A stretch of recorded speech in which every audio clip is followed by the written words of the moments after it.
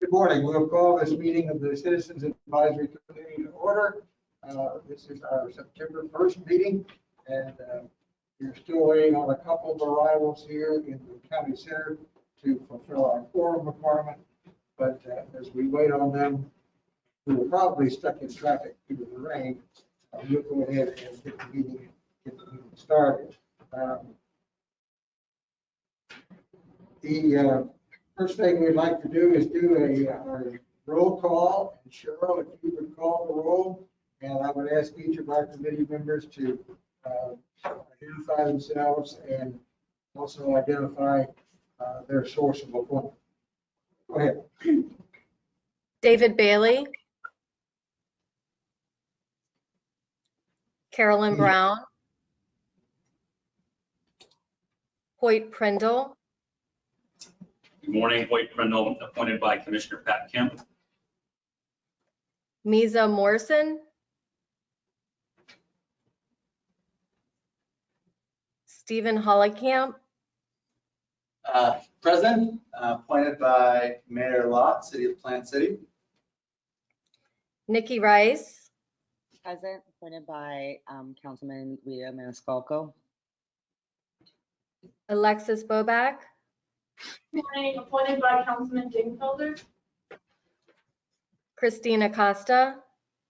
Good morning, appointed by City Council Member Joseph Citro. Aya Yasin. Artie Fryer. Artie Fryer present, appointed by Transportation Disadvantage Board. Roberts. Having a fair amount of interference. Did you call my name, Cheryl? Yes, I did.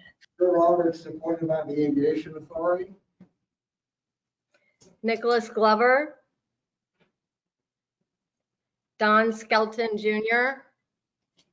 President, I was appointed by Port Tampa. Jeff Lucas.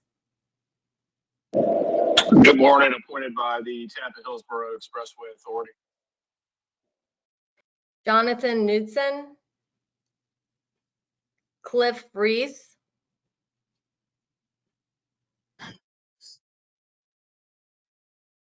Sharon Gaman.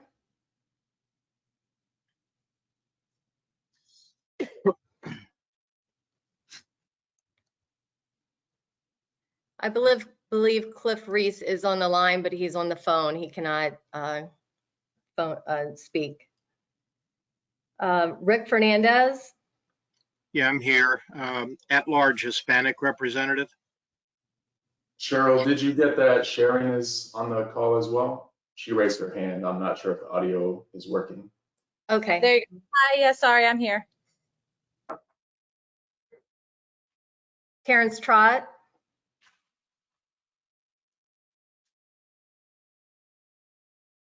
Amy Espinosa. Rick Richmond. Good morning, Rick Richmond, appointed by the Planning Commission. And Joshua Frank. This is really simple. Good morning, Josh Frank, appointed by Jessica Vaughn, Hillsborough County School Board. Okay, did anybody arrive that I did not call? Okay. Thank you. Thank you, Cheryl. Thank you, members, for joining virtually. We've got 5 of us here in the county center. So we hope for a couple of others to give us a forum. At this time, I'd like to call for any public comment. There is no one here in the room to speak. Cheryl, has anyone signed up online? There are no hands raised. Wait, well, it's Cliff. Hold on. Okay, Cliff, you can speak. You're unmuted.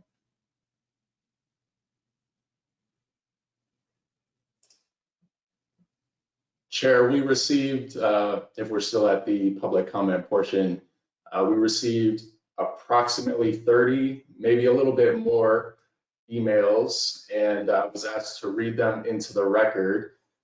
We responded to each of the email commenters to let them know that we received this statement and that we would read it aloud to you all this morning. Please add to the CAC agenda FDOT's many promises made to community members in its 2019 Alternative Public Workshop regarding areas impacted by the new targeted construction from 15th Street to Hillsborough Avenue. The presentation included everything from reconnecting certain streets, sound walls, bike trails, and artful treatments at overpasses. Somehow these issues have been overlooked during recent discussions related to the downtown interchange operational improvements. The CAC should add the following recommendations, and there are 8 of them. Number 1 is reconnect Robles Park at Emily and Adelaide. I'm not sure how to say that actually. 2, build a walk bike path at Plymouth Street and 26th Avenue. 3, create a greenway on the west side parallel to I-275. 4, rebuild the 14th Street Bridge. 5, fund additional buses for Florida Avenue and Nebraska Avenue to ease the traffic impact from the construction. 6, create a greenway along Taliaferro Road. 7, create a greenway along 14th Avenue parallel to I-4. And 8, repave and enhance Chelsea Avenue damage from previous construction. I was also emailed a YouTube video from Mauricio Rosas. I'm not sure that he's on the call this morning, but Chair, if you don't mind, he asked that we play a 6-minute video. And if you're okay with that, I have it loaded up. I'd like to see it. Okay, let's go ahead and play the video as part of public comment. Hi, everyone. I'm Mauricio Rosas. As most of you may know, the new highway construction that will impact Tampa's urban core neighborhoods, our neighborhoods. In this case, I'm speaking to the operational improvements along I-4, the downtown interchange, and then north on I-275. So from 15th Street to Hillsborough Avenue. For now, the Florida Department of Transportation has said that they will not extend the footprint. They also said that they're going to build the wall. That's just not enough. Why?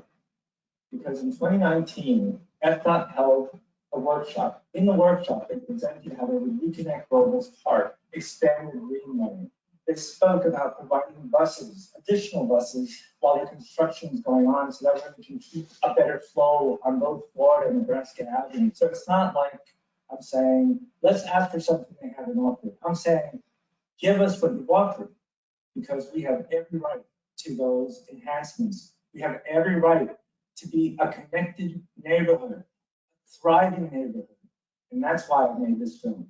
After you finish watching it, please share it with your friends, share it with elected officials, and remember that together we can build back. Southbound from the south. So we're crossing Emily, so this is Robles Park, so we're going south. Let's not go down the sun, the side of the street.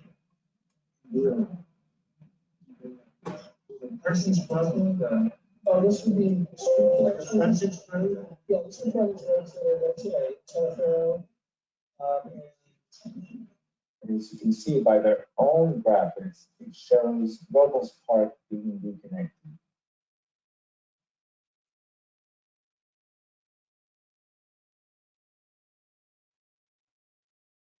Greenway would be accommodated on. So where Greenway involves both the trail system to connect essentially from. Is this the Greenway? Is this the Greenway would be within the wider. Okay.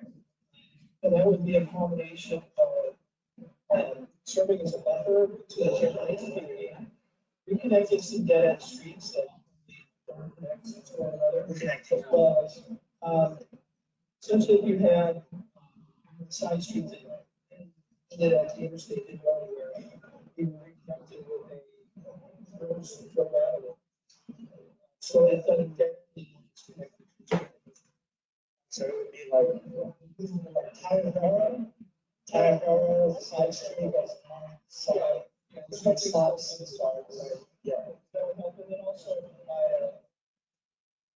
trail there as well. A trail. There's currently a trail that exists for part of this extended.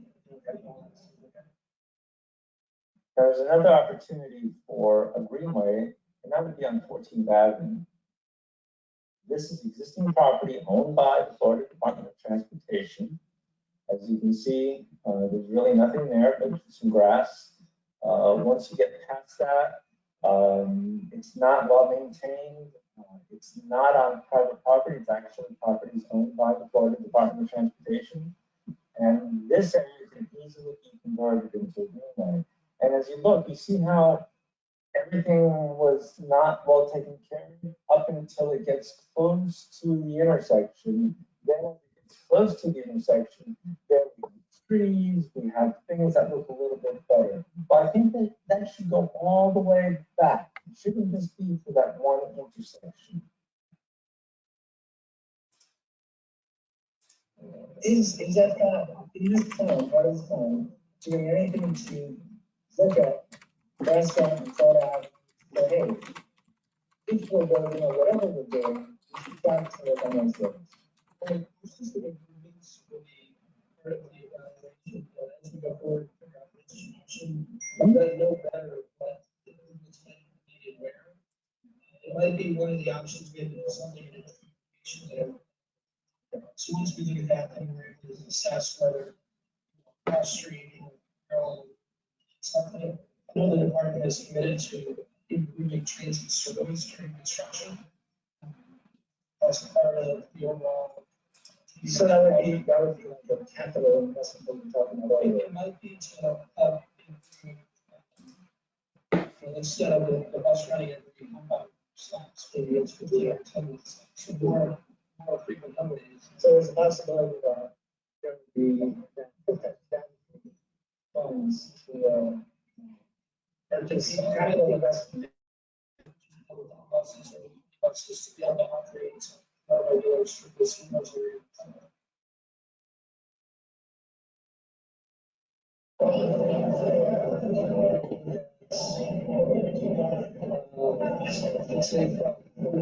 So this is what it looks like today. 14 going south. Rebuild the bridge. If you want vertical walls, option B would be the same.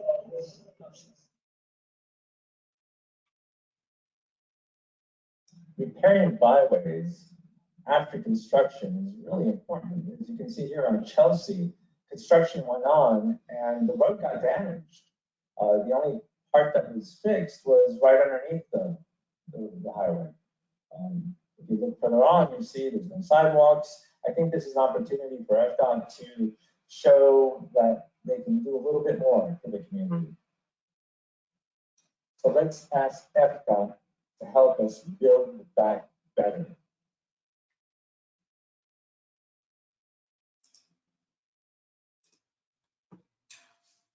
All right, that's the end of the video.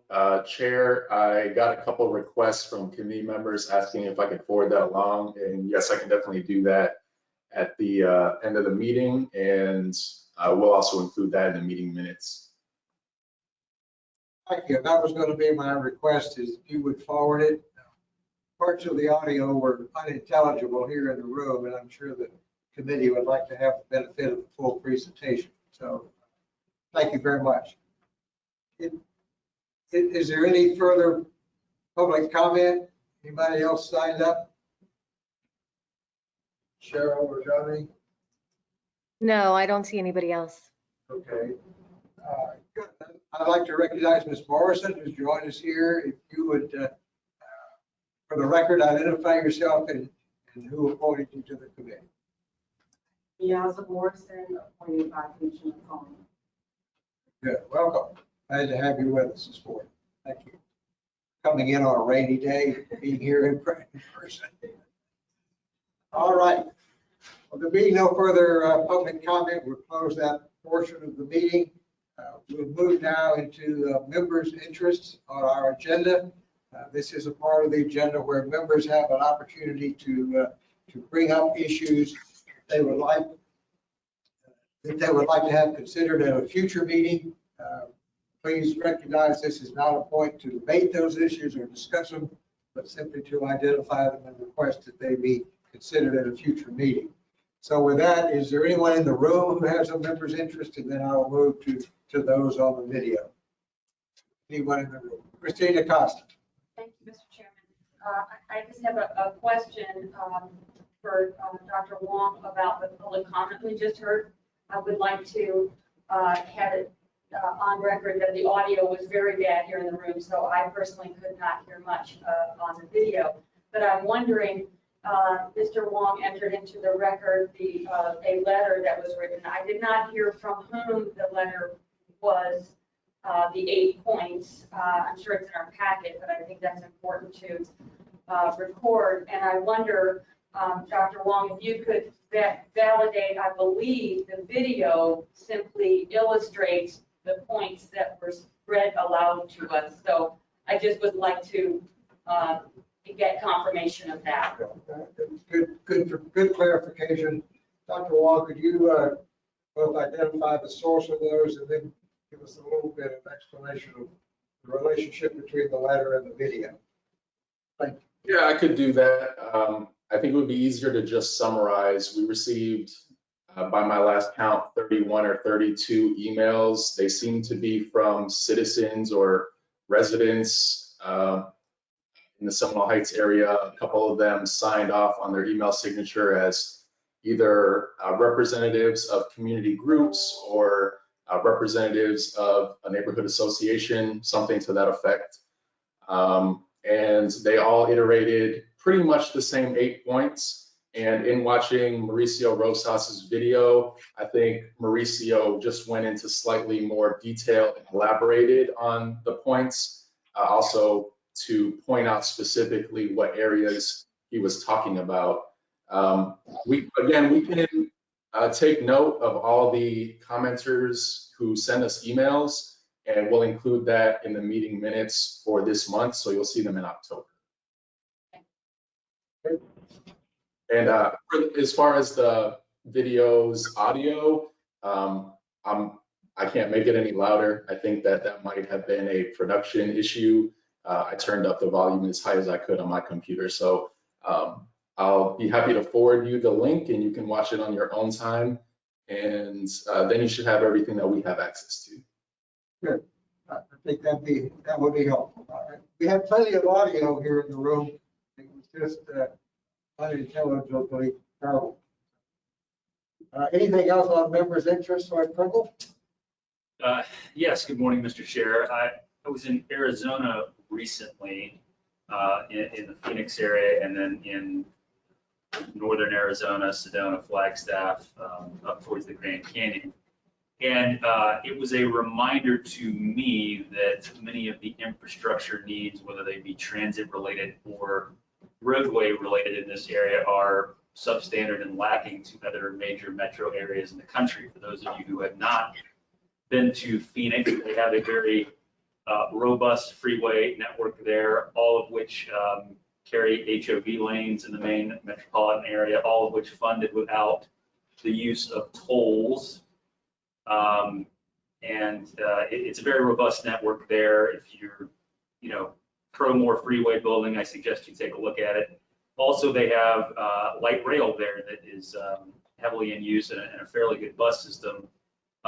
So one of the things I would like to see, and I realize this is not a maybe short project, is I would like to see a funding comparison for different states in terms of sources of funds being able to be used for both freeway building and transit, whether that be heavy rail or light rail.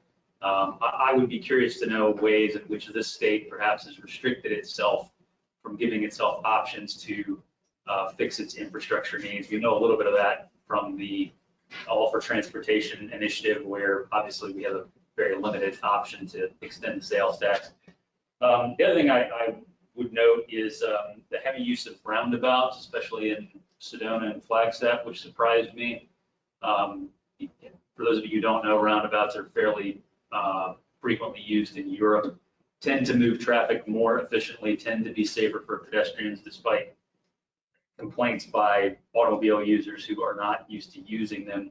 So I would be curious, Rich, how many roundabouts the city of Tampa currently has and how many roundabouts are planned? I know we've had some discussions about a few of them, especially I think in the East Tampa area and maybe in Ybor, but I would be curious as to those two questions. Okay, good. Thank you. Good point, Floyd. Thank you. Anything else in the room? Anyone on the video link that would like to raise a matter under members' interest? Mr. Fernandez has his hand up. Thank you, Chair. Mic check. Can you hear me all right? Yes, sir. Okay, thank you. I'd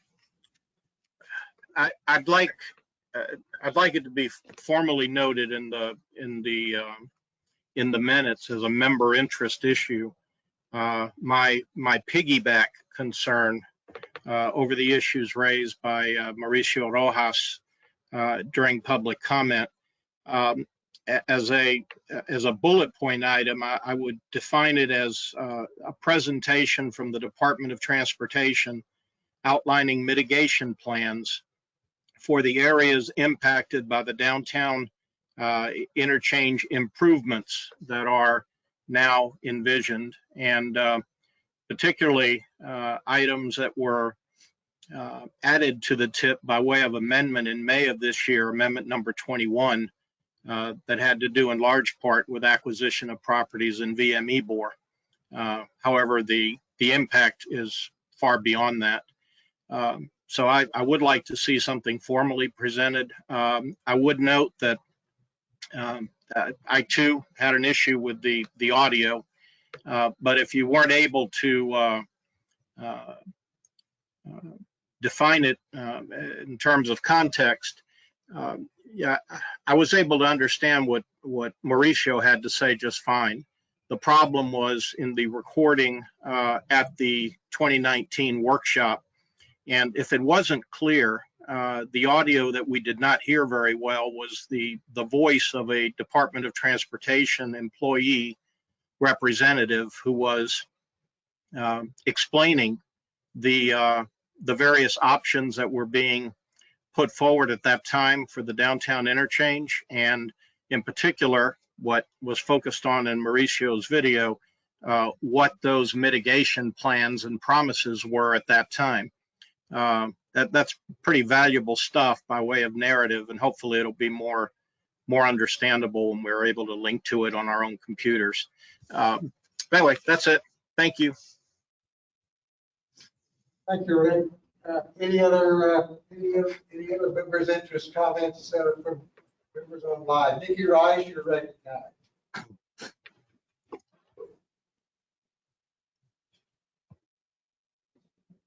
We're not hearing you, Nikki.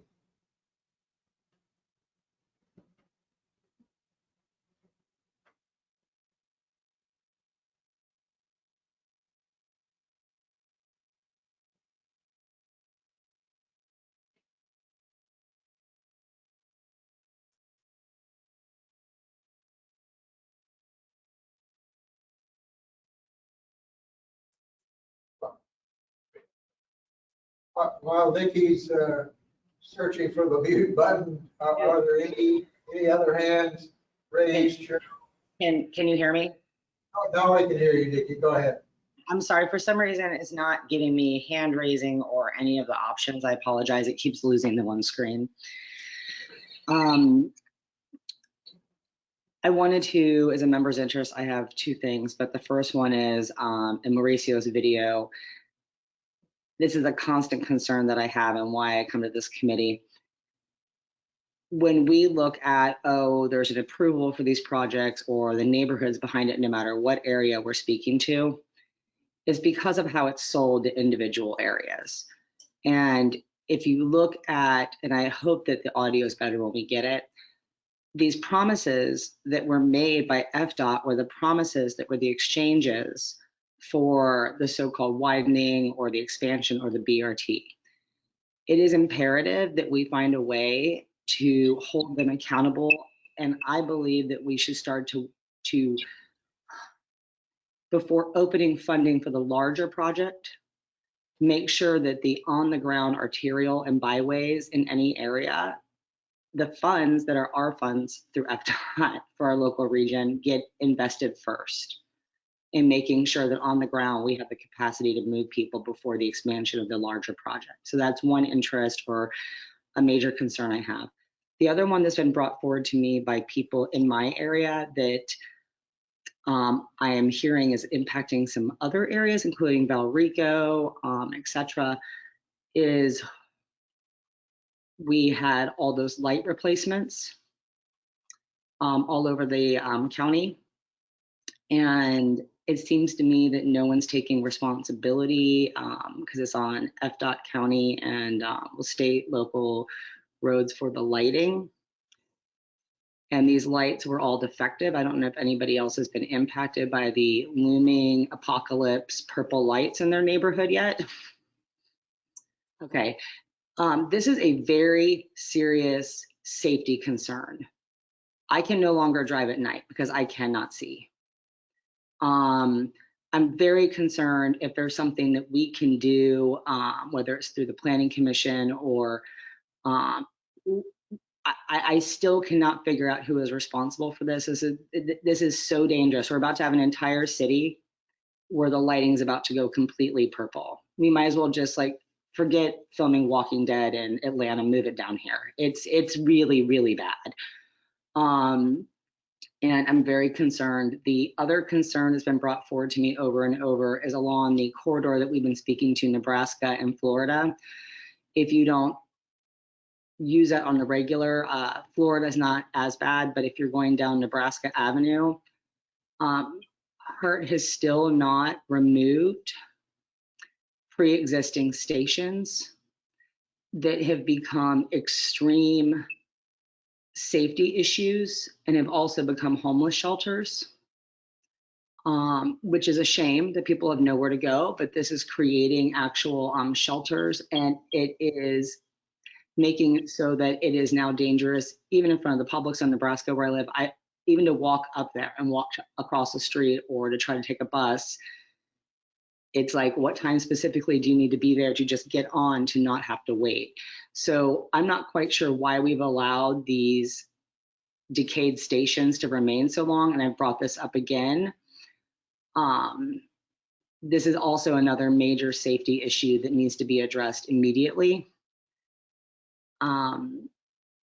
So those are some concerns I have, and I will continue to put on the table, no matter how many times I come here, that I believe we need to restructure the voting board for the TPO. And I'm hoping that as we move forward, we can evaluate that further. I know that was brought up before, and I would just like to refresh everybody to that. And I guess that's all for now. But I would like to know if we have any kind of authority in regards to this lighting, because I do believe this is a major safety concern. And I'm not sure if anybody else has noticed this yet. Yeah, I don't know the answer. If Rich Clare wants to comment about the lighting, I would invite him to do so. I do want, Chairman Roberts? Yes. I do know that what had occurred was when we purchased said lights, they were purchased through a company, I believe, in Ohio. The lights, first off, to begin with, I'm not sure why we ordered like 6,000 Kelvin bright white daylight extreme lights that were blue, but there was a filament issue with the company. These were also sold in Atlanta. They were sold in Charlotte. And they're defective. So the bright ones you're seeing are turning blue, then they eventually pop to purple. And we're being told that this could be over 2 years to get this mitigated legally with that company. So I don't know what we can do or if it can be prioritized, because 2 years of living in a purple glowing neighborhood up and down all the major corridors to me is not acceptable. I cannot imagine, I have 20/20 vision with stigmatisms. I cannot imagine what it is like right now for somebody with actual vision impairment or minor visual impairment issues to be out there at night. It is completely unsafe, but it is actually due to the manufacturer. Thanks for bringing that to our attention. Again, if Rich wants to comment, otherwise we'll ask the staff to look into it and get back with a report on the status of the streetlights. Rich, any thoughts? Yeah, I think we should probably put this on a future agenda. Okay. All right. Would it be possible, Rich, for staff to look into it and give us at that meeting, at the future agenda, some sort of status on the lights and the purchase of what may or may not be happening to remedy this problem? Yep. Thank you. Any other members online have a member's interest item? Oh, I'm sorry, Alexis. Oh, it's okay. Thank you so much. This is Alexis Bobak. Nikki, I just want to concur with you. My parents live in Sulphur Springs and have just complained to me about the lights on Bird Street. So same issue where it's really hard to see at night, and my dad has a visual impairment, so that makes it hard for him. Thank you. Just wanted to add that. Thank you, Alexis. I don't see any hands on the screen show. Are you seeing any electronic hands? No, I don't see anybody. Oh, sorry. That I too have a street that's totally purple. I thought that's what we were doing. I thought it was an LED situation. So I think it would be interesting to look into it. Okay, good. We'll put it on the agenda for our next meeting. Nikki, further comment?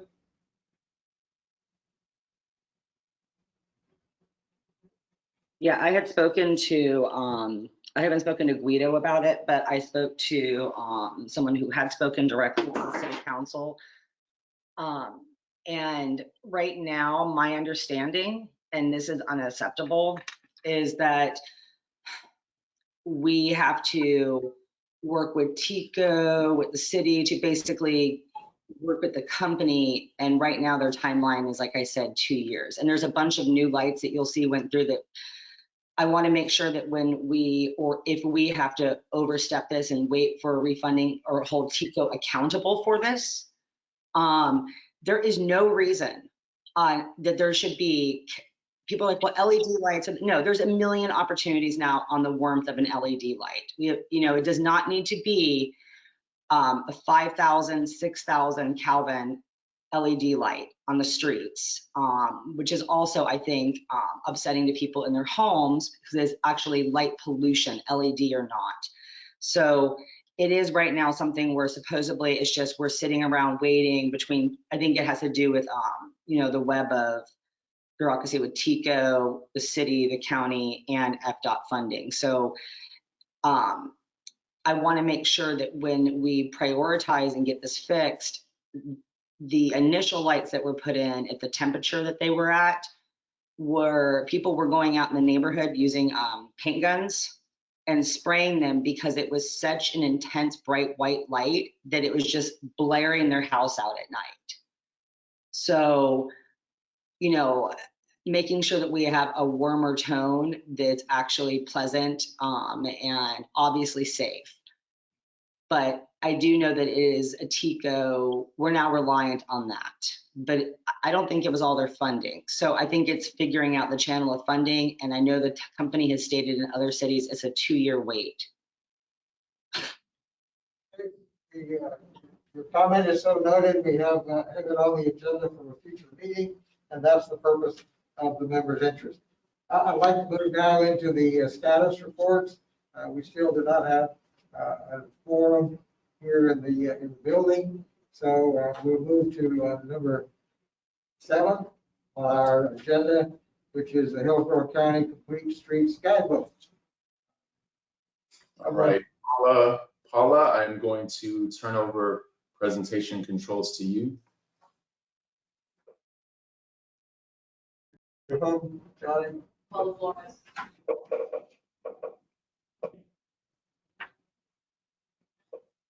So hello, everybody. My name is Matt Lewis. Is my microphone working fine? Yes, we can hear you fine, Matt. All right, perfect. Well, Paula's bringing this up. I'll start the introduction here. As you know, and it's on your agenda later, Hillsborough County is in the process of updating the mobility chapter of its comprehensive plan. And one of the things that chapter will include, and I'm not going to steal too much of Katrina Corcoran's thunder, is it's going to include a context-based classification system. And, Excuse me for a second, I'm having a hard time bringing it up. okay, Paula, if you want to, I can click through the slides. Also, I have them loaded up already. Okay, I pressed the button, but nothing's showing up. There is a button under audience view that will allow you to toggle the screens. It's on the webcam control panel.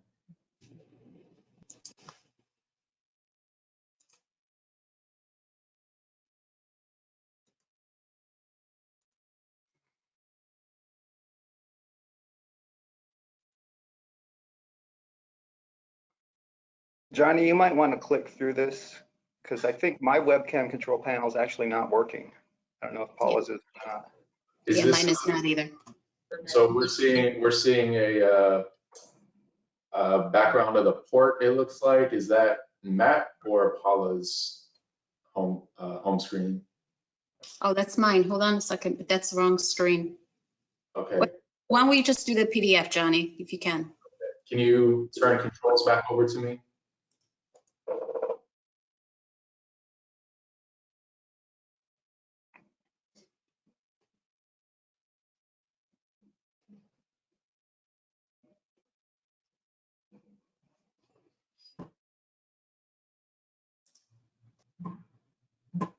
All right, I can see it now. That's great, Johnny. All right. Yeah, go ahead and go to the next page. So as I was saying, one of the features of the new mobility chapter is a context classification system.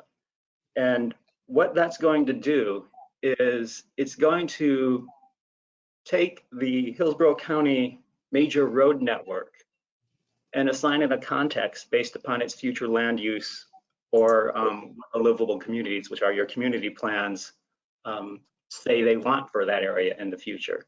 So what it's really doing is bridging the future land use, livable communities, and transportation chapters by identifying areas from rural to suburban to urban. Go ahead and go to the next slide, Johnny. So we can only go so far with the resolution that we see in the future land use and livable communities chapters. We can know if something's urban, suburban, or rural, and we can generally know whether it's suburban residential, suburban commercial, or if it's a town center type of development identified in the community plans, a community center type of thing. But these types of areas have streets that are focused on economic activity. They have streets that are focused on neighborhoods, and they have streets that are focused on connecting those neighborhoods to the economic activity. So what we've done is we built a complete streets guidebook to extend the comprehensive plan and really help us understand what is going to be happening on the ground in particular areas. So in a rural area, you might have a neighborhood, which is your classic rural lifestyle neighborhood, or you might have farms, natural preserves, and mines, which is going to be an entirely different set of users on that road from the neighborhood. And you also have classic rural crossroads activity centers where you might have a church, a school, and a corner store. Again, a different way of using that road as well. Suburban areas, one of the classic things in suburban areas is, you all might know this in your existing neighborhoods, is typically there's a road that knits it all together. There aren't necessarily driveways on that road, but it is a road that is used by the neighborhood almost exclusively to get in and out and through it. That's a suburban connector. And there are other ones, usually older areas, where Hillsborough County might have collector streets going through existing neighborhoods. Those are suburban neighborhood streets. They serve a somewhat of a regional function, but they need to be designed with the idea that people live on that street in mind. And I think we all know what a main street looks like, and adjacent to main streets, you see also urban neighborhoods where people live.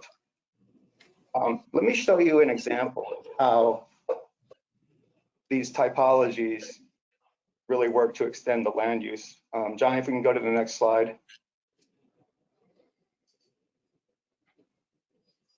Ooh, that moved quick. There we go. So this is at I-75 and College, just as you're going into Sun City.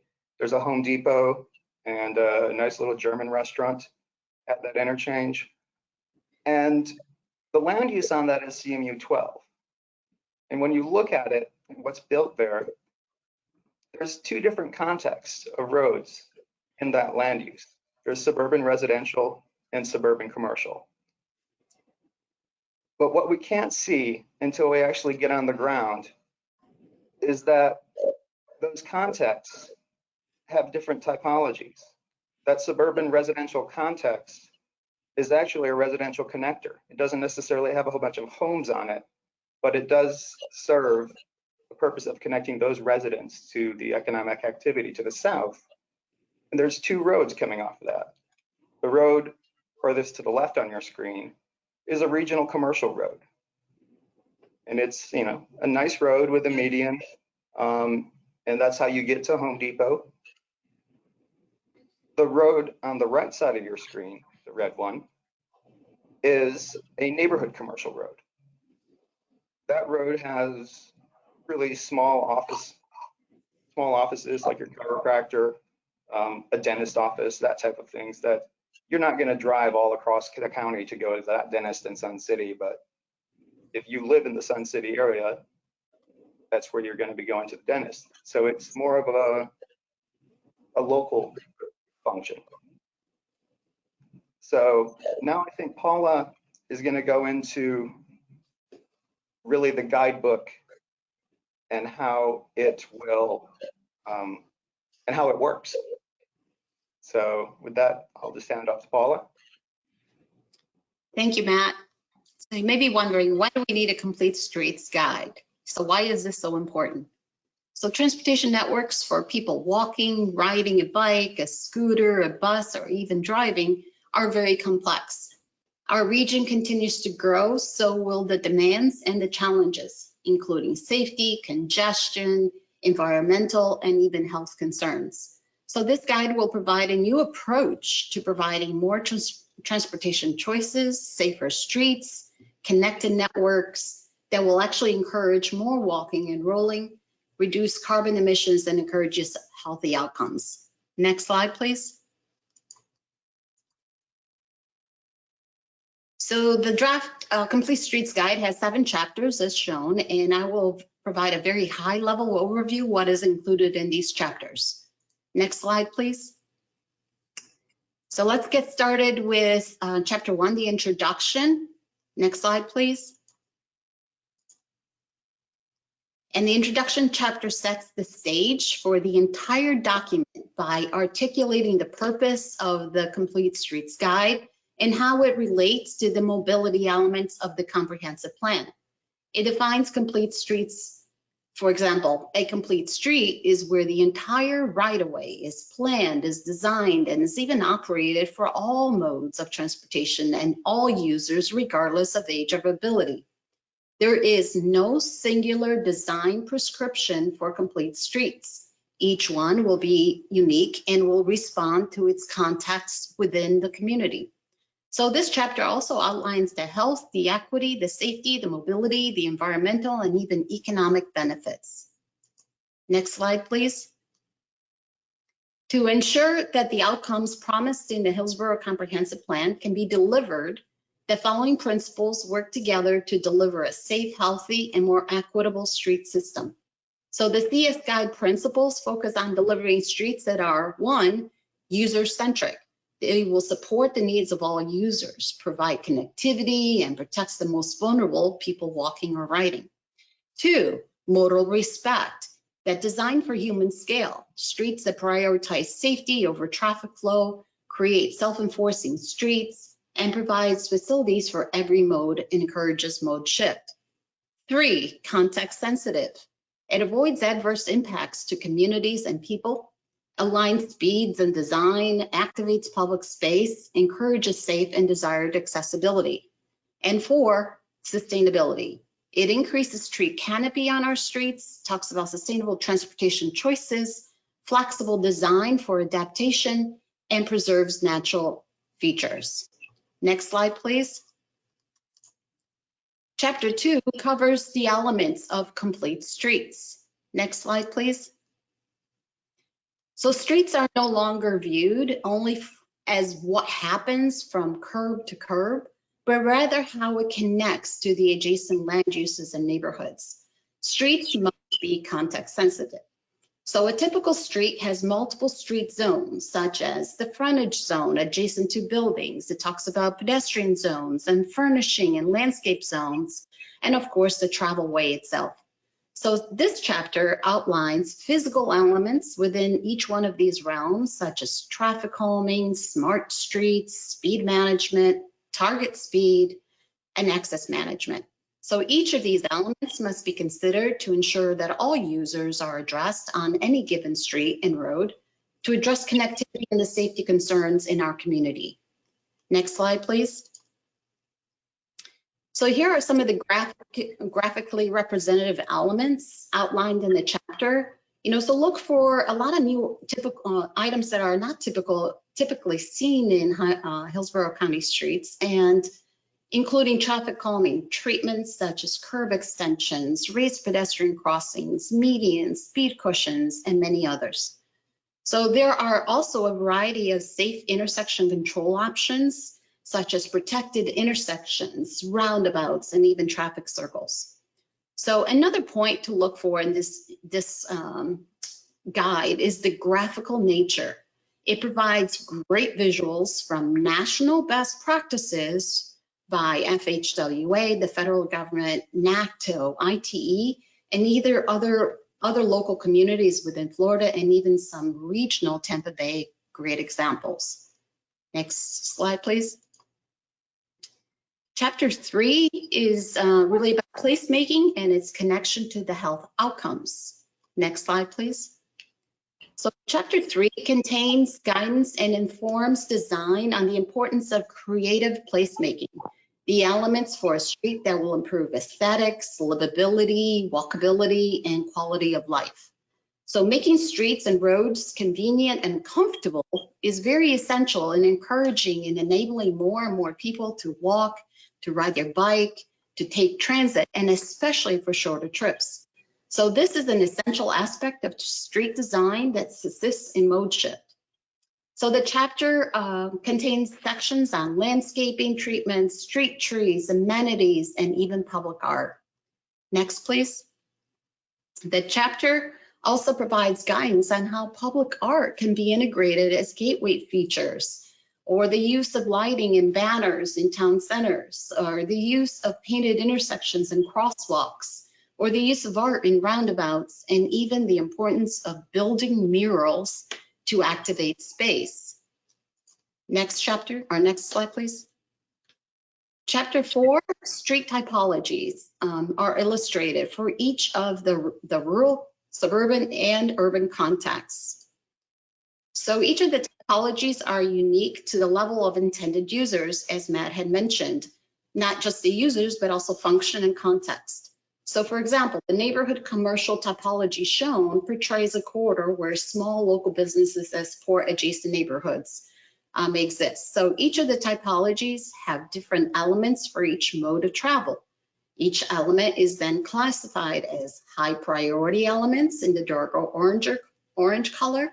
We have lower priority elements in the light orange color. And then some typologies will also show optional elements. Next slide, please. The next slide, with each of these typologies that I just mentioned, there's going to be a summary table that provides various desired characteristics for each of those typologies. For example, we've got a table up for rural, C1 and C2 typologies. So the summary table shows all the considerations such as user features, travel zones, pedestrian zone, bicycle facilities, transit, traffic calming, speed management, placemaking, and even building form. Next slide, please. So I'm just going to flash through the 11 different street types identified in the guide. There are two typologies, for example, for the rural context on the left side. For the urban context on the right side, there are two typologies as well.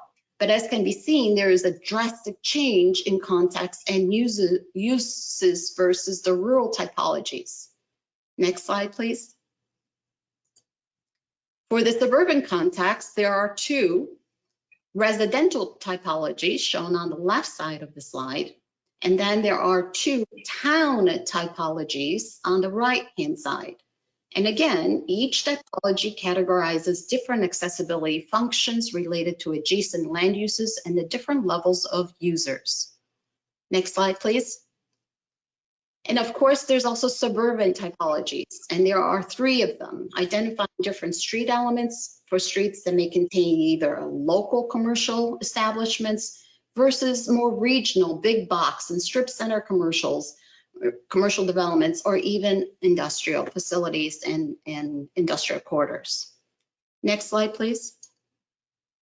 But of course, planning and designing new streets or roads is easy. However, this guide provides ample flexibility to retrofit existing streets and corridors where right-of-way may not be available to include all the elements identified. So adding multimodal facilities is not an optional element, as multimodal facilities are what is missing on most roads. But when faced with limited right-of-way, for whatever reason may be, one or more of the following strategies can be used to make room for the needed multimodal facilities, such as reducing lane widths or lane narrowings, reducing number of vehicular travel lanes such as road diets, removing on-street parking or providing parking only on one side, etc.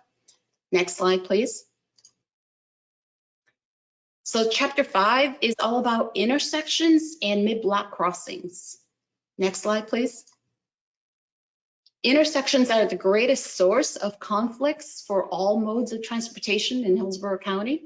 So intersections should be designed to maximize the safety of all users. And this chapter covers most of the critical elements of intersections. So look for guidance on crossing types and frequency of crossings. Look for geometry that impacts speed and pedestrian safety. Look for importance of breaking up long crossing distances or long blocks, and even traffic signal control principles that optimize safety, prioritize vulnerable users, and assist with speed management. Next slide, please. We also have chapter 6, which is all about integrating transit on our streets. Next slide, please. So public transit serves a vital transportation function for many people. It is their access to jobs, to school, shopping, recreation, and many other daily functions. So nearly every transit trip begins as a walking trip. But the disconnect between transit and road planning means transit riders are often left to wait at a bus stop marked by a lone sign.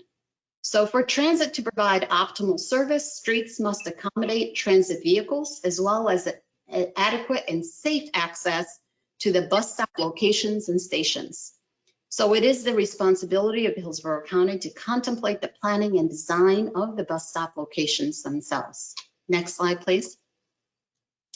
In addition, in this guide, we have transit integration options for inclusion of bus lanes or even BRT lanes, as illustrated in the chapter. So the guide itself provides lots of design flexibility to adapt transit corridors through lane conversions by eliminating travel lanes or removal of medians. And for example, the typology on the bottom left could resemble the transformation of Nebraska Avenue, for example, or the typology on the bottom right could resemble the transformation of Big Bend Road in South County. Next slide, please. And the final chapter is about a few other special considerations that must be discussed. Next slide, please. And these considerations include how to accommodate and address, for example, emergency vehicle accommodations, implementation of projects, tactical urbanism and quick builds, maintenance, adoption of the guide, and some potential regulatory changes and requirements. So the guide itself was developed consistent with a variety of national guidance from FHWA at the federal level, NACDO, the National Coalition for Complete Streets, and a dozen other locations such as Miami-Dade, Boston, Deerfield Beach, Montgomery County, and even Fort Lauderdale, for example. So institutionalizing these best practices from everywhere in the country will ensure we build back a better transportation network for generations to come. Next slide. So the next steps include just various presentations to the TPO committees as shown. And we hope that this brief overview has been informative, and we ask for your support for the adoption of this critically important Complete Streets Guide to build back better streets in Hillsborough County. And that's it. Thank you. Thank you, Paula. That was very informative and a lot of good information in there. I'm assuming that at some point this presentation will be made and accompanied by a request to the TPO for adoption. Is that correct? Not really.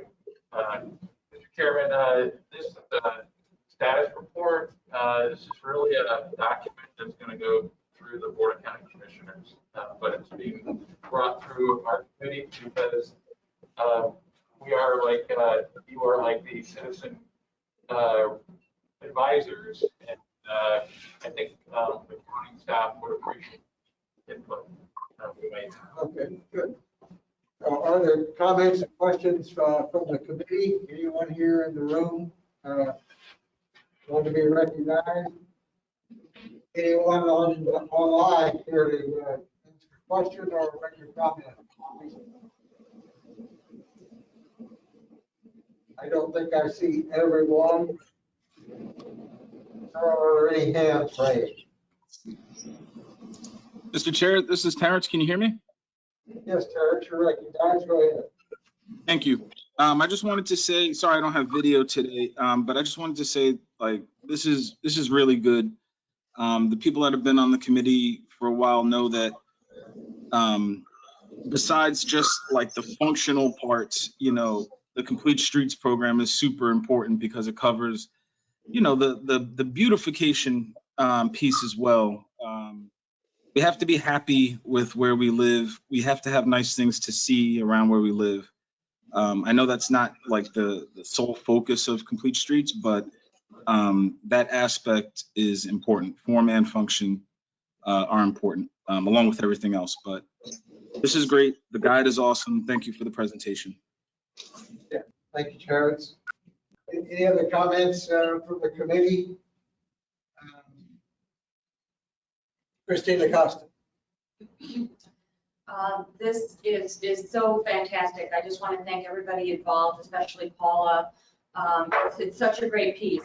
I noticed, and perhaps because it's overview style, I just would want to mention that I did not notice images of transit integration in the pictures, except in the transit chapter. So just a little observation that I made during the presentation, and I was thinking to myself, well, where's transit? Where's transit? And then we got to the transit chapter. So perhaps some integration there. I wonder if any of the source material included AARP and its livable the materials that they make available to all communities for enforcing aging in place, supporting aging in place. Good question, Christine. I don't think we have that specifically, but it's something I can look for and see if it can enhance the topics that are discussed in the transit integration chapter. But I do want to reference that even though transit has its own chapter, it also, we mentioned transit and the need of transit users throughout the whole document. So that transit just specifically addresses more transit related stuff, but made sure that every chapter talks about all modes, you know, people walking, people biking, and people taking transit. Thank you. Thank you, Paula. Any other questions? David Bailey, welcome to the meeting. Thank you. Sorry about being late. Hello, everyone. Just a quick question. I see that some of this was done with ArcGIS. My question is, are some of those layers to the public for any type of input manipulation that, you know, other public a lot changes or things, not for it to go to the guy, but just as a just public use, starting point for somebody else for other projects. Matt or Paul, you care to address that question? Yeah, I kind of heard the question. It was whether or not the ArcGIS layers are available for public use. And yes, the context classification system was done in ArcGIS. It's in draft form, obviously, because the mobility chapter is not yet adopted. And it's on the county's AGOL site. Just search for context classification. And you can see the features of it there. What was the site again? I'm sorry. It's the county's AGOL. It's ArcGIS Online. So that's an ESRI portal. We can get the link to Johnny. Perfect. Thank you. Okay, good. Other questions? Yeah, you're here. I'm curious, was this work done in connection with some work that ESRP is doing with FDOT?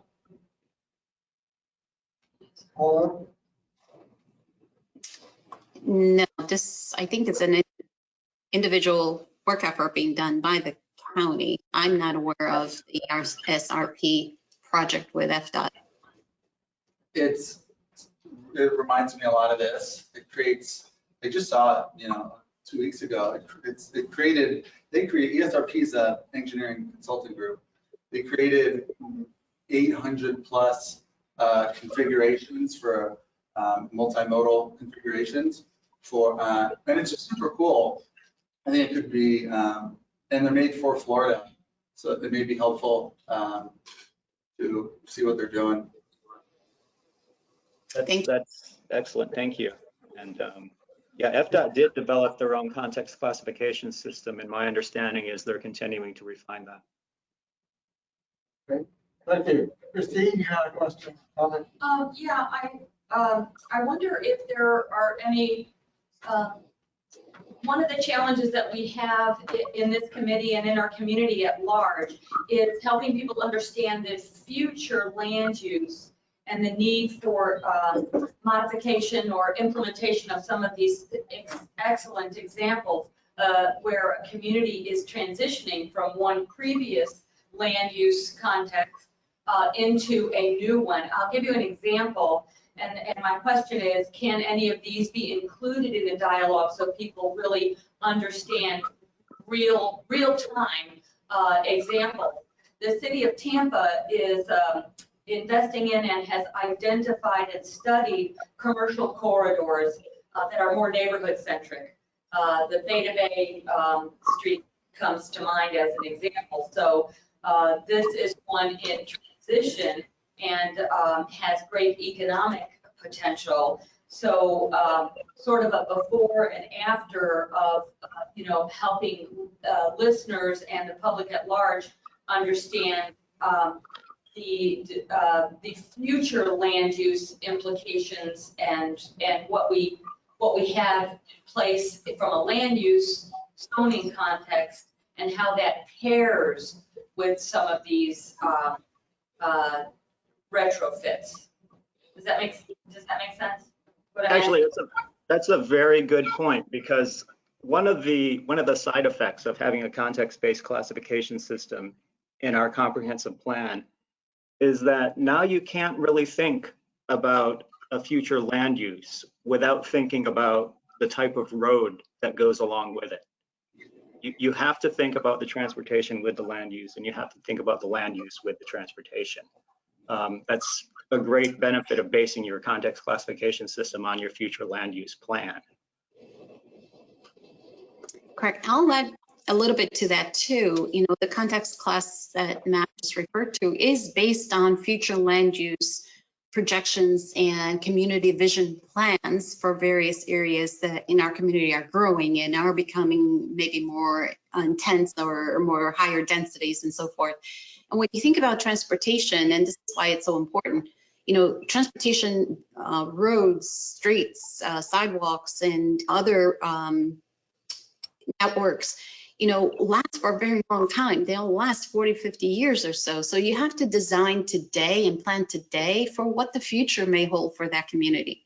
So when you look at, you may look at some of the roads and streets that say, oh my God, this road currently is 5 lanes and it's transforming, but in the future it's going to be more of a community, you know, or town center. But we have to design for that future land use now and think about that instead of continue to just put in place back what we see today, because that will not serve the community well in the future. Right, that's a good point. That's we're now designing roads for the future we want, and that this system really helps us understand how those roads will help deliver that future.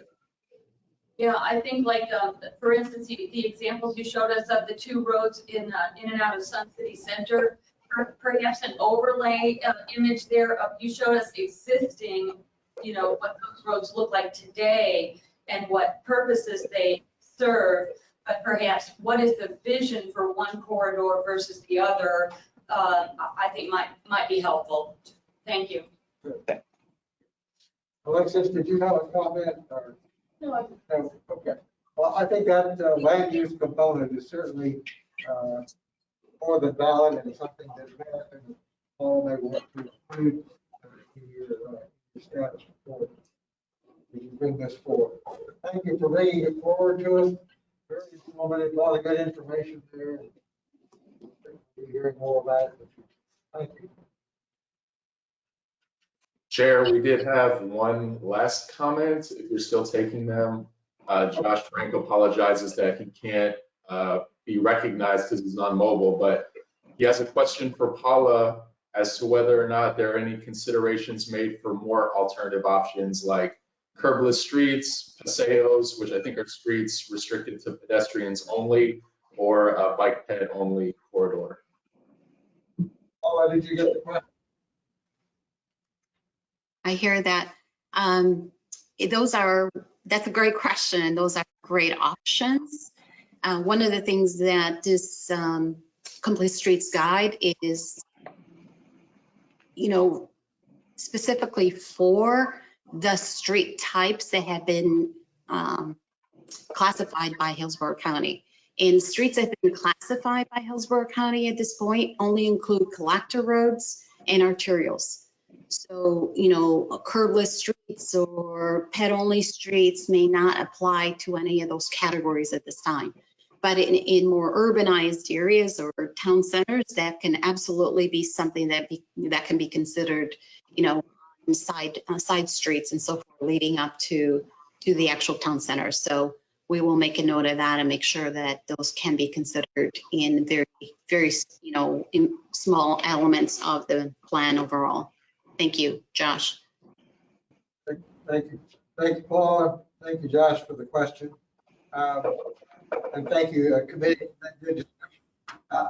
We now have a quorum here in the county center building.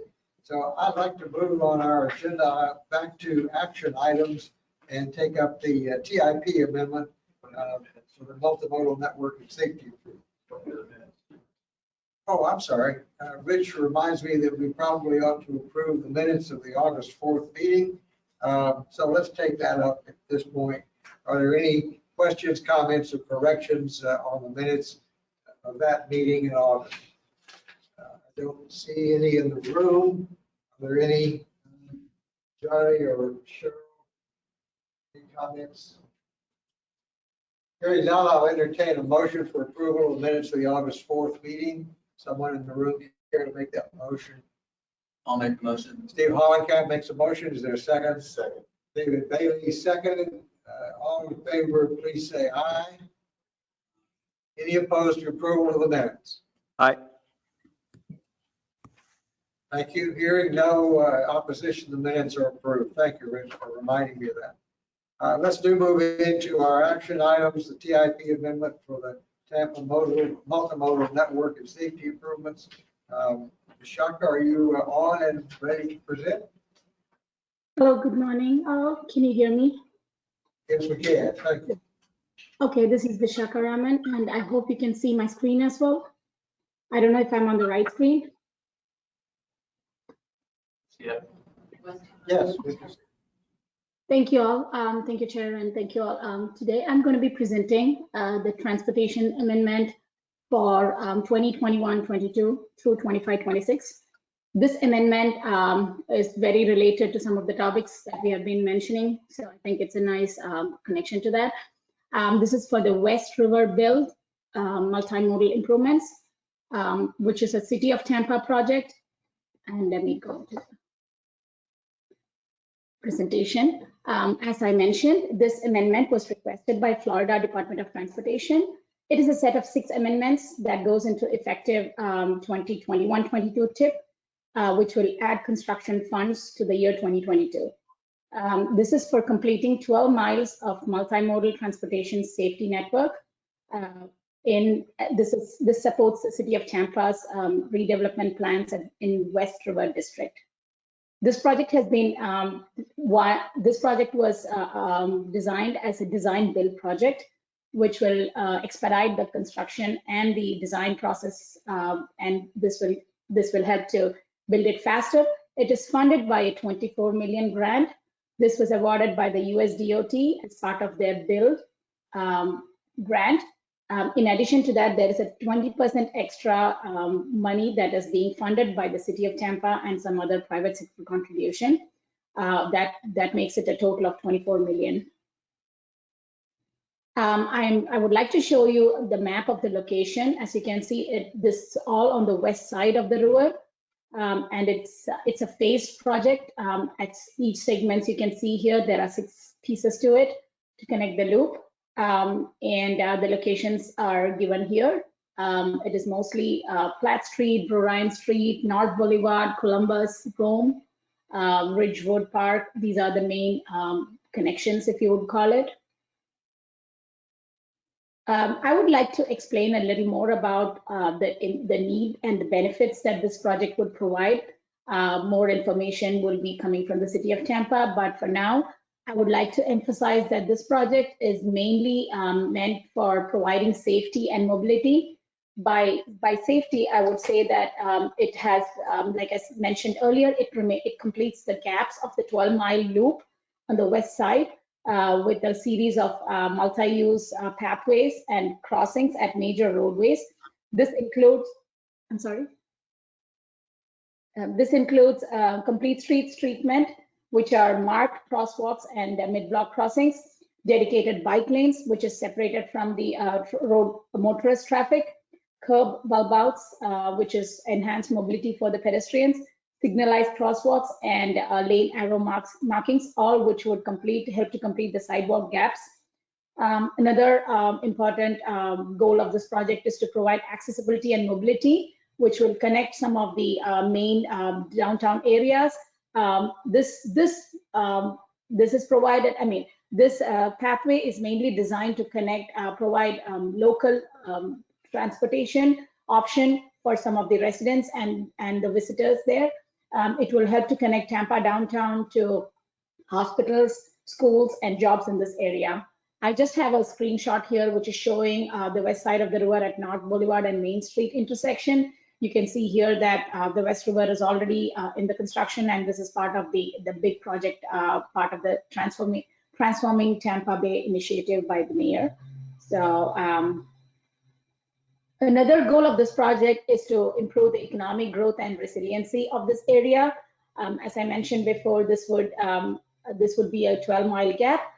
This would be a 12-mile trail to connect the gaps, and the city is predicting that it will help to boost the economic investment in this area, which will also provide a connection to the east side of the Riverwalk, where already we can see that there is a lot of growth and economic improvement development in that area. It will help to improve the community vibrancy. It serves as a healthy alternative, helping people to walk bike and safely use other modes of transportation.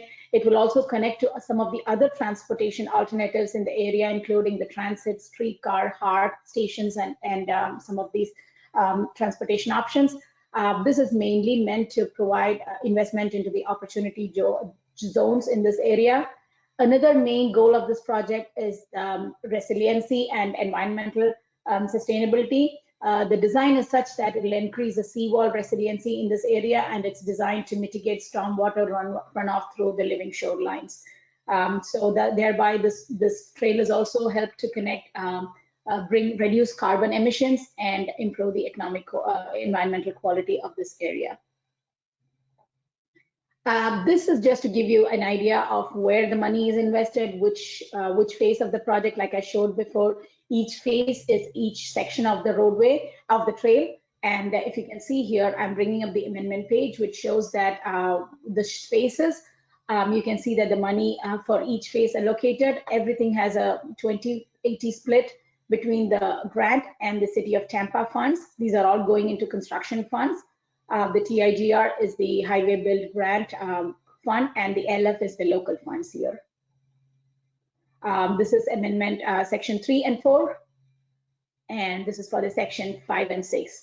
So this will go into effect 2021 September 14th if this is being approved by the board, and the funds can be released soon after that. I would just like to point you to some of the public involvement that the City of Tampa has done. These what I mentioned here are mainly the City of Tampa's public involvement, what they have done so far after receiving the grant, which was in 2020.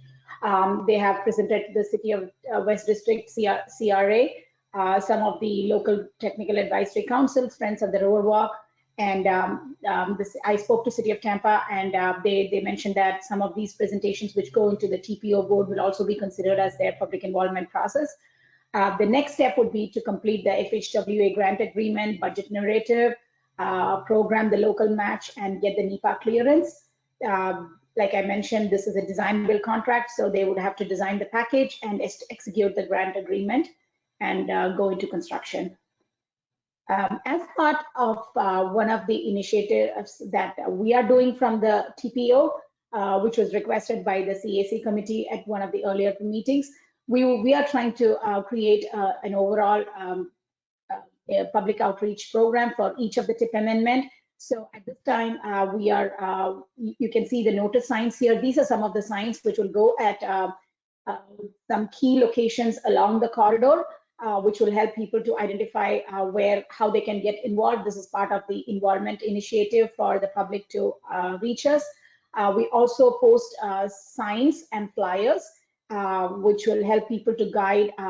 They can come. There is also a dedicated website. There's a dedicated page in our website which will help give them key information, and which will point to some of the other details regarding the project. They can connect to our staff or the City of Tampa staff to know more about this project, leave their comment, and then provide their feedback.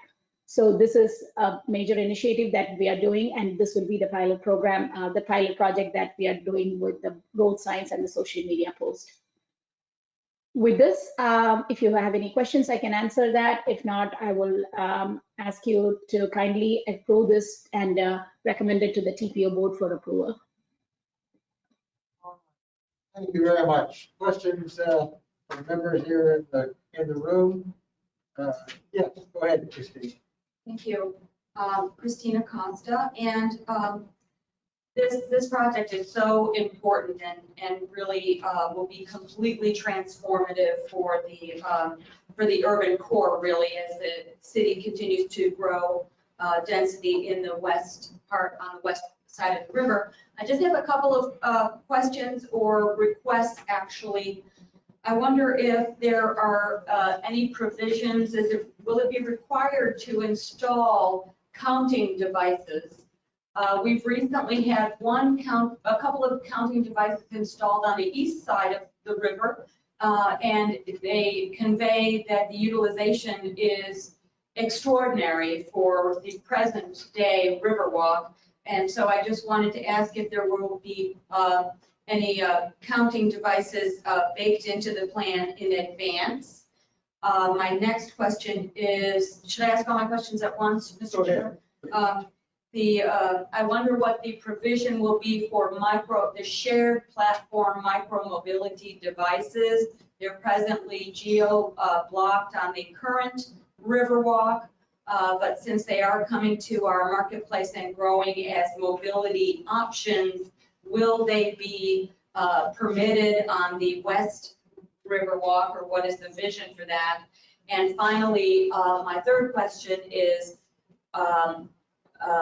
there incorporation of the need on the northern loop to connect the east and west Riverwalks would be the Columbus Street Bridge, which I believe has a complete street renovation plan, but may still be very, very uncomfortable for people walking and biking. I don't know if anybody here is familiar with that bridge, but you would not send your worst enemy on that bridge today if they were not on cars. So those are my three questions. Thank you. Okay, thank you, Christine. Care to address those three questions? Thank you, Nikki. I have Milton Martinez here, who's the representative from the city of Tampa, and I would probably defer those design-specific questions to him. Milton, thank you. Thank you. Good afternoon. Good morning, everyone. My name is Milton Martinez. I'm with the Mobility Division, the Mobility Department with the City of Tampa, and I've been also serving as project manager for this West River Design Build grant project. And I apologize in advance. We're doing our facilities is remodeling our cubicles to have those more COVID resistant type cubicles. So there's going to be a lot of, could be some sounds of drilling and banging going on in the background. So I want to apologize. I'll try to mute myself strategically as necessary. But yeah, Christine, we are looking at, in terms of the counting devices, one of the requirements of the grant agreement will be pre and post data collection. So we've been strategizing as far as the data that, because they want to, we need to demonstrate and report on a recurring basis, you know, to show the results of the improvements, the benefits of the improvement. So some of those things that we're looking closely at monitoring and collecting are the volumes, the usage. So that would be, you know, where we could have the counting devices. So we're looking at that as what our methodology would be for, you know, starting to collect that in advance of the construction, and then after, you know, continuing to collect that after construction. So that's definitely in the mix. We'll be coordinating with our Smart Mobility Division as well for, you know, the appropriate locations and the type of data that we would collect. So I think counting devices, I'm a big proponent of those. Whether we include them within the budget of the West River Grant Project, or we do that as supplemental using some of the funding from our micro-mobility program is yet to be determined. The other thing we'll be looking at is safety as well. So not only usage, utilization, and but also the volumes, but also the rates of any severe involving pedestrian and bicyclists, severe crashes within the project boundary as well. Also, regarding the provisions for shared micromobility devices, that's also I don't want to get ahead of that, but I think we will be in consultation again. As you know, we're going from the pilot program. We're transitioning over to a citywide micromobility program with more different options for beyond just the stand-up scooter. And that's kind of going through the procurement process right now. I'll have to go back and follow up to see to give a definitive answer on which portions of the West River, the multi-use trail that's adjacent to the river, would be those type of modes would be allowed.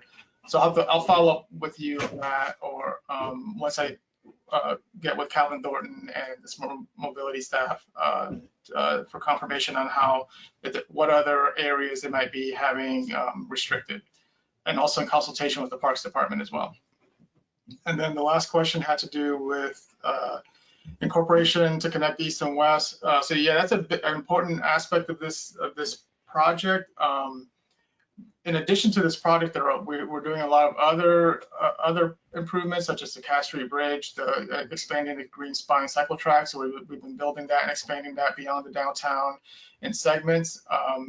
And also we've been coordinating with Hillsborough County. They've got about five resurfacing projects within the city, county facilities within the city limits, including Armenia, Howard, and Columbus is one of those. And we've been working with them to do, as part of the 3R project, to make additional enhanced safety and mobility improvements by adding connectivity, missing sidewalk gaps, wider sidewalks, reducing the speed limit throughout those corridors, adding strategic locations for enhanced RFB crosswalks throughout there, we're looking to do a lane diet within the segment that runs from, I would say, from Rome across the river and then through the Ridgewood Park area of Columbus. So we're looking at, right now they're looking at their potential funding of when they can do that, when they can advance the Columbus Drive and Columbus Bridge project.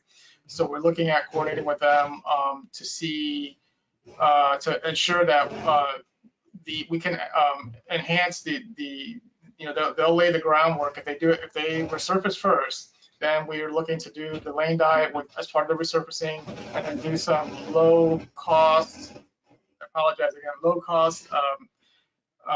treatments to add protected bicycle lanes on Columbus Drive Bridge. And then we would come back as part of the Riverwalk West River build project and build on that and enhance on that. So whatever's being included in the county's design will not preclude us from coming in and doing some additional enhancements, which is similar to what we're doing on for the Platt Street corridor. Several years ago, we had, as part of the resurfacing, we had gone in and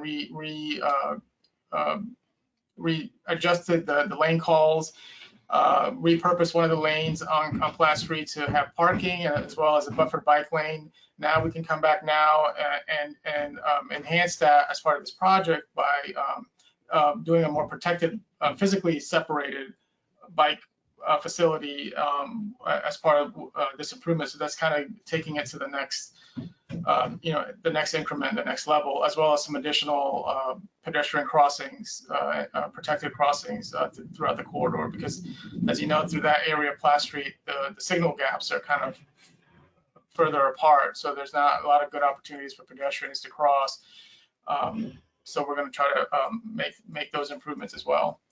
And I wanted to mention that one of the reasons why although it will be one grant agreement with FHWA between the city and the federal government, the US DOT, in consultation with DOT, we broke the project out into 6 segments, so to speak, that each have independent utilities. So and the reason for that is that we can clear those. Well, one of the reasons is that then it makes it easier for us to go through the NEPA process, and the goal is that these would be categorical exclusions, and then we will be able to clear those segments with independent utility.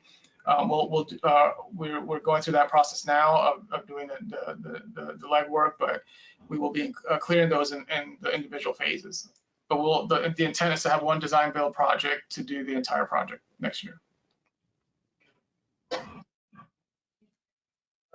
Nikki, did you have a question? Your call rise.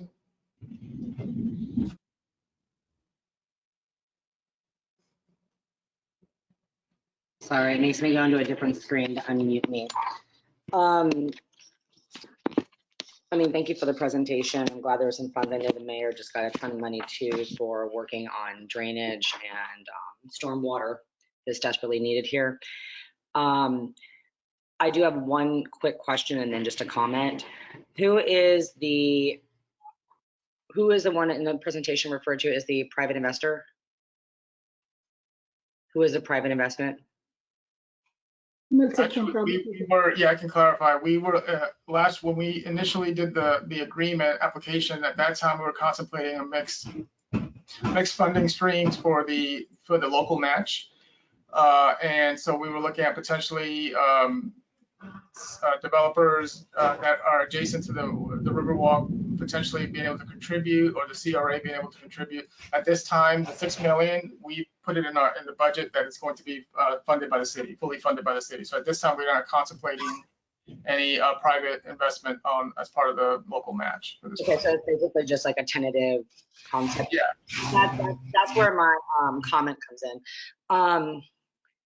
Obviously, this is a priority for the city, but making sure that we do this correct is really imperative, especially considering we obviously don't have FDOT funding, the expansion of the streetcar, where we could be moving that money over for more expansion. What I'm hearing is transportation alternative, but what I'm really hearing is protected bike lanes and walkability over a 12-mile span, which is recreation or available where it's not to those with accessibility needs or truly is a commute during extremely hot weather for all people. I want to make sure that we are conscientious as a city, especially since I sit here for the city, that we have buffered bike lanes, not paint. Absolutely. And also that when we're taking right away and expanding, like you've seen on, like, for instance, Cast or even Platte, we're taking huge swaths for these bicycle lanes, making sure that when we develop these as a city in this plan going forward, Milton, that I think it's really imperative that we're looking at how do we transfer that portion that we've grabbed for that to expand the streetcar. And the ultimate corridor I did not hear about in this that I think is incredibly important is the connection between downtown, West Shore, and the airport, which is Cypress. We have to protect Cypress in this project as a priority, or we're not going to have a connective streetcar system in the long run that actually brings people to downtown or to work. And the other concern I just wanted you to see if you could clarify is right now we are currently doing a ton of construction on Columbus where whole swaths of it are closed. Is that a separate project? And if so, why are we going to be doing this twice in our budget? Or is this the beginning of this project currently that was already maybe funded? Are you familiar with that? There's several initiatives and projects going on Columbus Drive.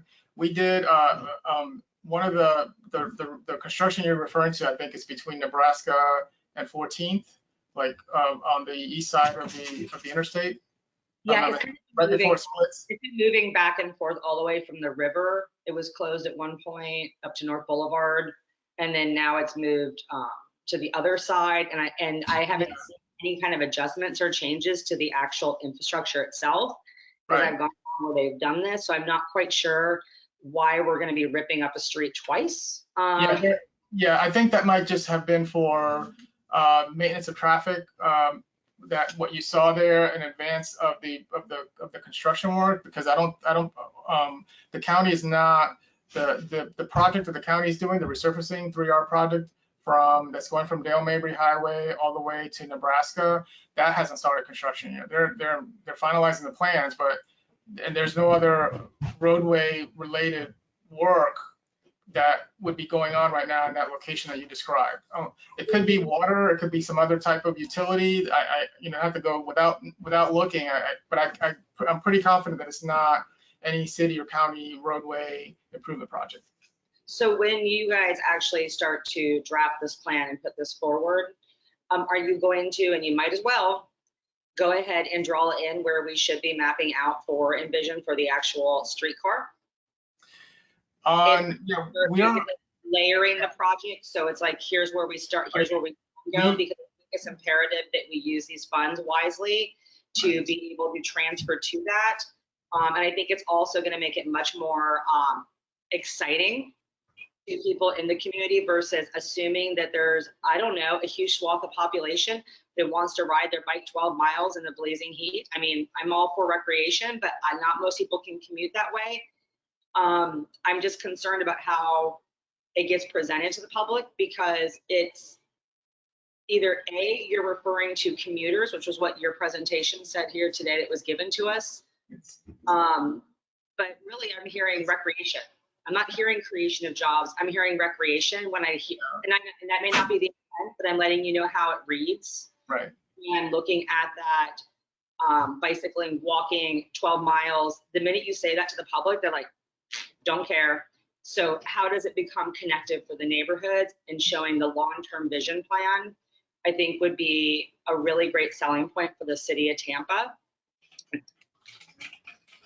Yeah, and absolutely. This is intended to be an alternative for those that choose to or may not be able to choose to use other modes to get to their destinations, whether it's work or any appointments across the river and on either side of the river. That's not vehicle centric. So it's not intended to be. That's why the name of the project really doesn't have Riverwalk in it. Where it's the West River District. It's a multimodal and safety improvements corridor. So we definitely, I think having the term Riverwalk, it may imply that it's more of a recreational destination, but this is not the intent of it. It's not, and it's not going to have the same feel as the Riverwalk on the east side as well. This is going to be more basic, a lot of those frills, because it's intended to be a low stress, safe alternative way for people to get to their destinations, and also to interconnect with the community as well. So along the river and on the east, west, and north south corridors on Rome Avenue and on Platt Street and Columbus. Right, but just letting you know that when I see that presentation, that's not how that translates to me as a resident of the city for my life. You know what I mean? I'm very, and I live for. So it doesn't really show me how people are going to use this to actually get to and from work or to and from places they want to shop or be, or to access public transportation, which is a real transportation alternative or transport mode. And you have all these people that we've allowed into that new NoHo district, and now we have the development in Midtown. Where are the developers in paying for the impact of the thousands and thousands of people who are now affecting the safety and the congestion on this? So I really think that getting a big ask from those people, or before we continue to expand further, we really as a city need to take accountability for the fact that we're letting people put in compact, heavy duty housing here, layer upon layer of housing with no infrastructure changes to accommodate these adjustments. So that's not a criticism. I think it's just a challenge that we need to really face as a city, and especially with the task that you have before you, it's something to really think about. Once those start to fill up, they're going to need to pay the piper of the city.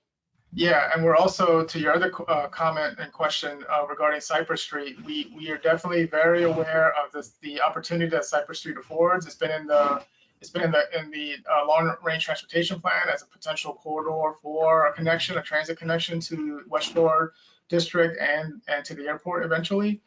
So that is a corridor that we're looking at for complete street improvements to make it more balanced mode, and that's definitely we have an eye towards preserving the ability to have a transit opportunity there, and not precluding that as an option on Cypress Main and Main Street. Well, we just turned it into a Walter Crossings, Target, Whole Foods nightmare. So with more apartments and more people coming, so that is, in my opinion, we just let a developer take our largest corridor for transportation with no adjustments made. So I really feel that for this project to even work long-term, that's really imperative that we revisit what we've just done there. We just handed the key away to our corridor to developers in Midtown. All right, thank you, Nikki. Those are good comments. We're talking about a recommendation for a TIP amendment. Thank you, Matt, for your presentation. Are there any other committee members that have a question of the presenters regarding this recommended action item? I don't see any hands. Johnny, do you see any electronic hands?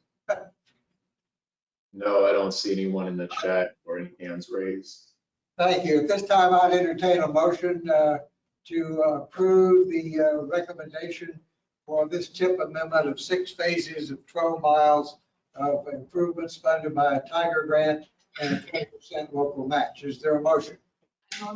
Christina, motion. Do I hear a second? Second.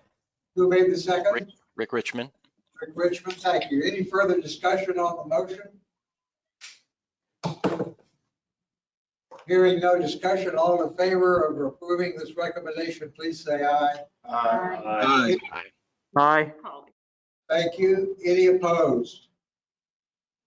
Hearing no opposition, the motion passes unanimous. Thank you very much. Thank you. All right. Can you give me a presentation back, please?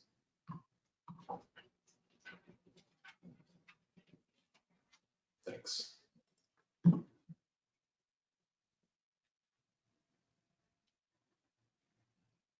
All right.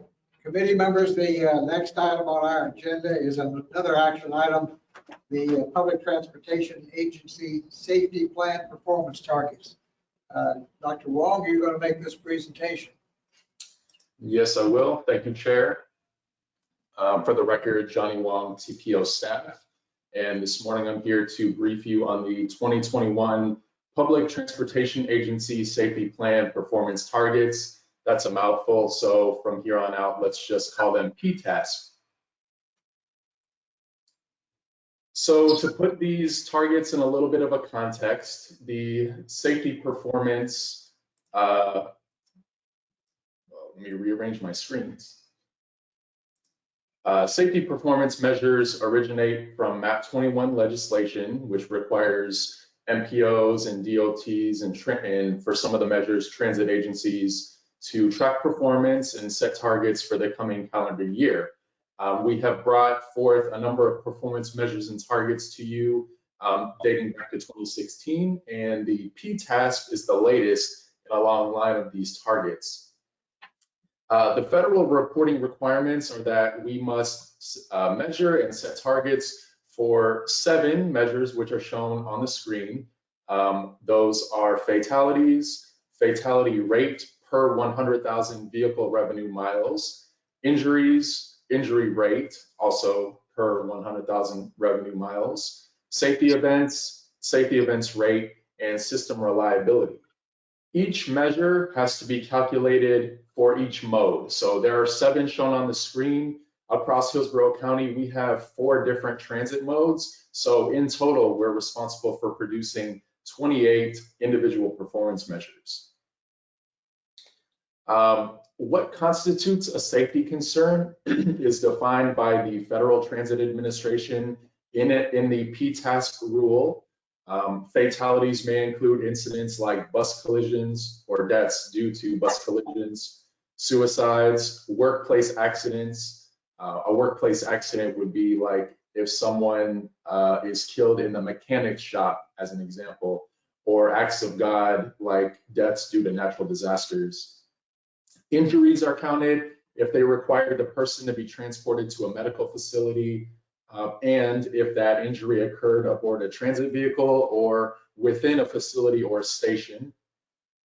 A safety event could be a lot of different things, but some of the most common are collisions, fires or smoke, derailments or evacuations that force passengers off of a transit vehicle.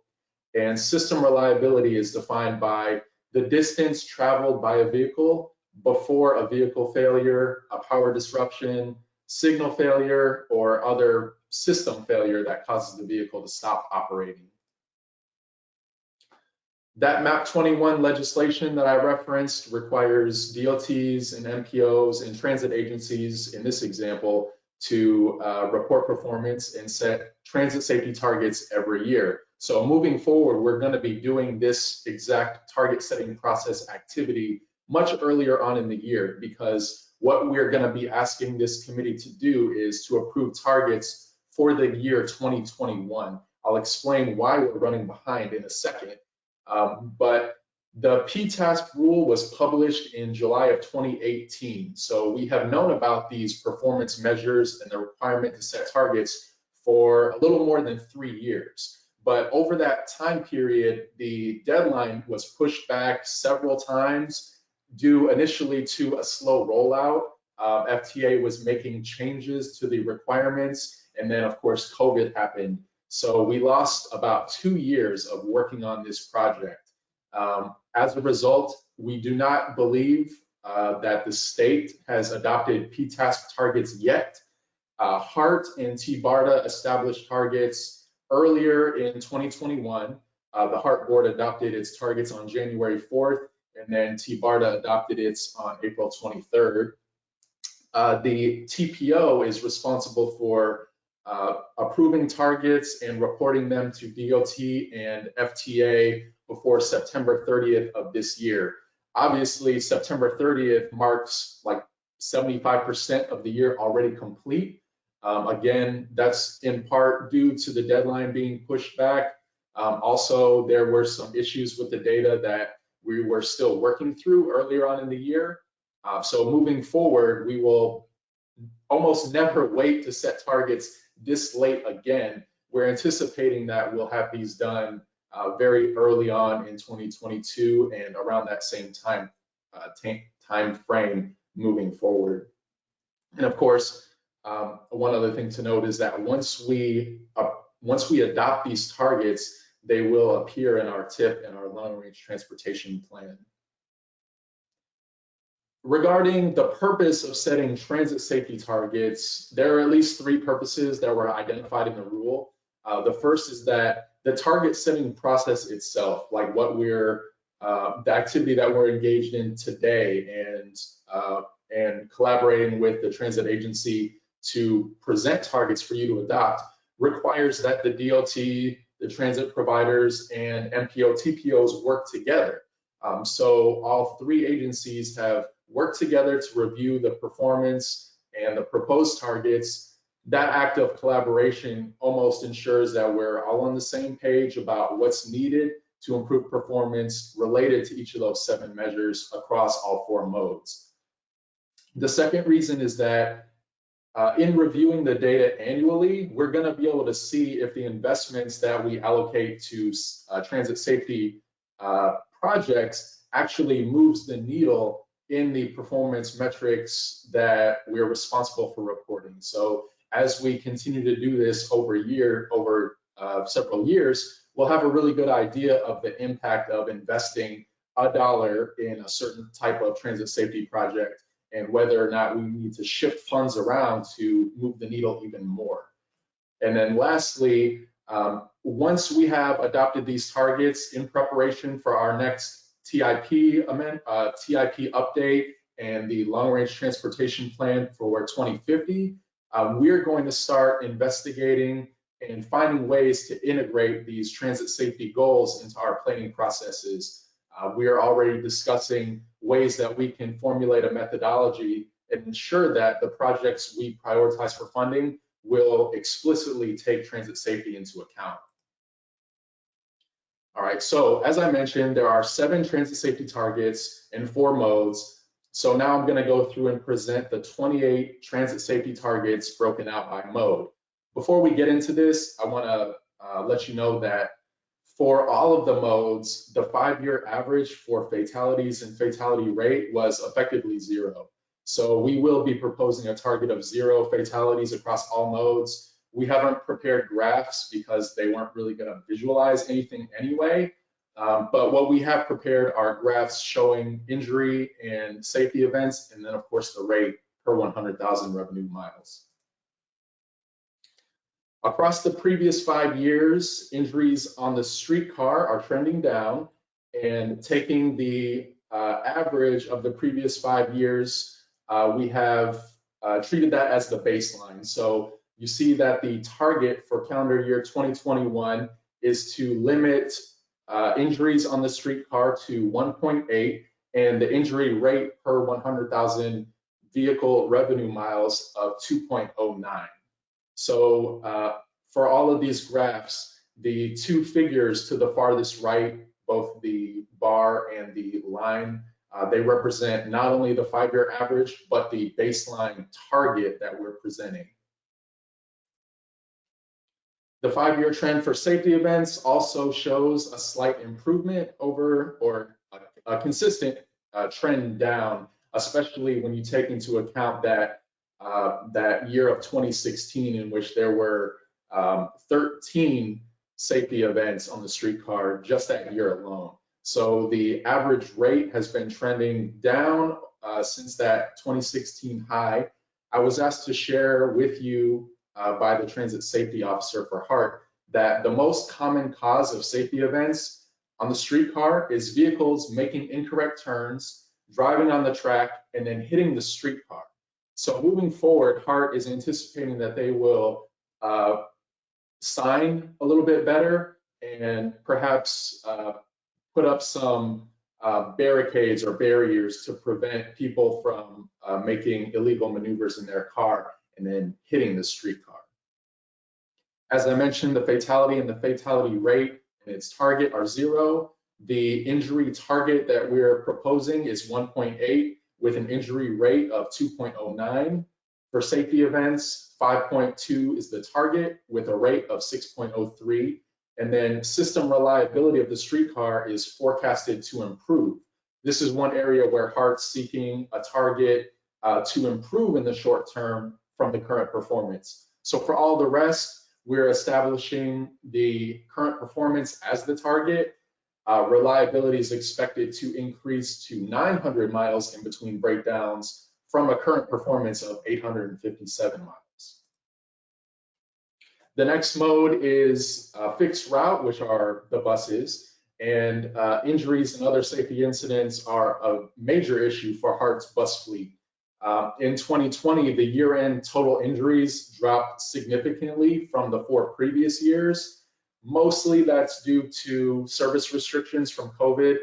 So it's no surprise that there were only 68 injuries in that year because the buses were running, so infrequently. In the preliminary 2021 data that we've seen, it looks like the injuries are starting to trend up slightly. The numbers that are to the far right of this screen of 115 injuries and a rate of 1.49, those are still the 5-year average. So it's taking into account the really low year or the really low statistics we saw last year. And again, the current performance or the 5-year average performance is the target that we're presenting to not exceed 115 injuries or a rate of 1.49. The trend for safety events is also fairly consistent over the previous 5-year period. We saw the low in 2020 and the rate drop as a result. The most common safety event that affects buses is vehicles hitting HART's buses, either cutting them off and hard braking, which initiates a fender bender, or vehicles following too closely and then rear-ending the bus when it stops at stations. HART's safety officer has told me that his short-term goal to improve will be working on a project of deploying some PSAs or public service announcements, teaching folks the appropriate way to drive in mixed traffic next to transit vehicles so that they can avoid these kind of situations. The target that we're proposing for bus safety events in the rate is to not exceed 81.6 in a year and to not exceed a rate of 1.06. The fatality current performance and rate is effectively 0. And again, HART was forecasting system reliability to improve from a current of 18,616 miles in between breakdowns to 19,547.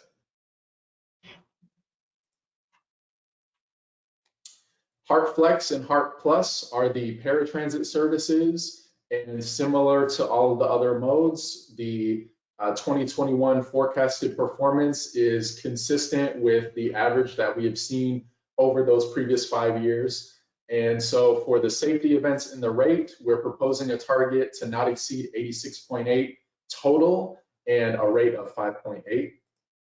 And for injuries, we're proposing a target to not exceed 5.2 over the course of the year or a rate of 0.35.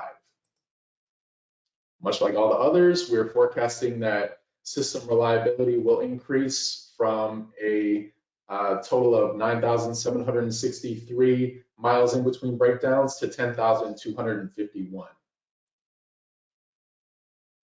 And then lastly, I don't have any graphs to show you, but TBARTA's current performance for fatalities, injury rate, and safety events is all minuscule, nominal, if you will.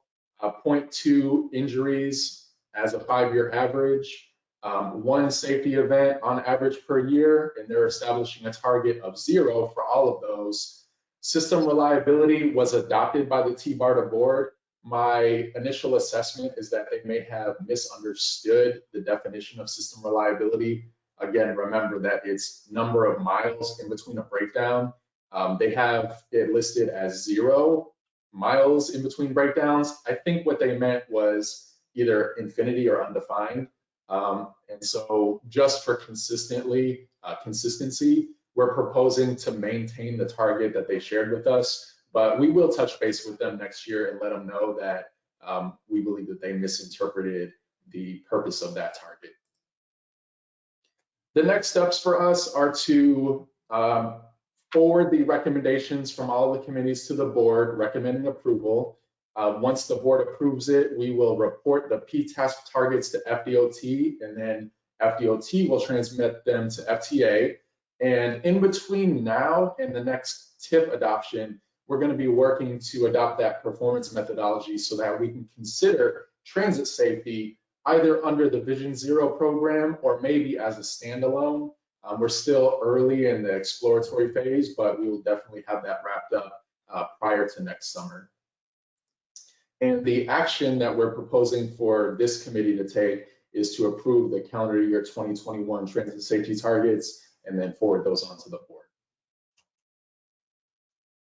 And I'll be happy to answer any questions that you have. Thank you, Johnny. Very good report. Lots of good detail in there. And good targets, I think. Are there questions from committee members of Dr. Wong regarding these recommendations? Christina Costa? Yes. Great presentation, Johnny. Thank you. I realize I'm not even in the shot there, but I'm waving at you. My question is, based on the speed analytics that our roadway speed study that was done, I think 2 years ago, is there a relationship or correlation between these crashes or incidences with hard vehicles and those and the vehicular speed of any given roadway or street? I would, thanks for the question, Christine. I'd like to say definitively because much like everyone in this room and on the call, I believe that speed is a factor in just about all of the crashes that are reported. I don't know to what extent crashes involving vehicles hitting HART buses are related to speed, but I can work on maybe pulling that information because I think it would be kind of interesting. You'll have to give me some time to pour over the data and check it out. But if I find anything, I'll definitely like to bring it back to you all.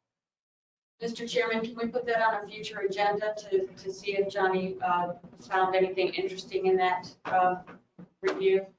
Absolutely. Thank you. Have that as a request for a future report.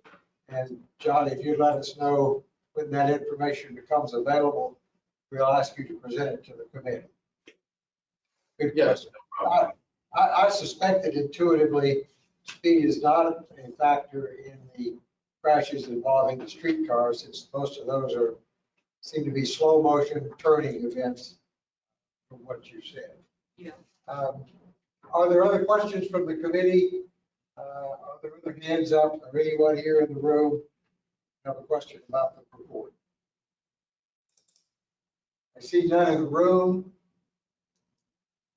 I see none on the screen. I'll entertain a motion for the recommended action, which is to approve these targets and forward them on to the TPO board for approval. Is there a motion? Nicholas Glover, so moved. Nicholas Glover moves. Stephen Hollenkamp will second. Any further discussion on the report and the recommendation? If not, all those in favor, please say aye. Aye. Aye. Aye. Any opposed? The motion passes unanimously. Thank you, Johnny, for a good report. We look forward to that supplemental piece of information that Christina Costa requested. All right, thank you so much. Good, great.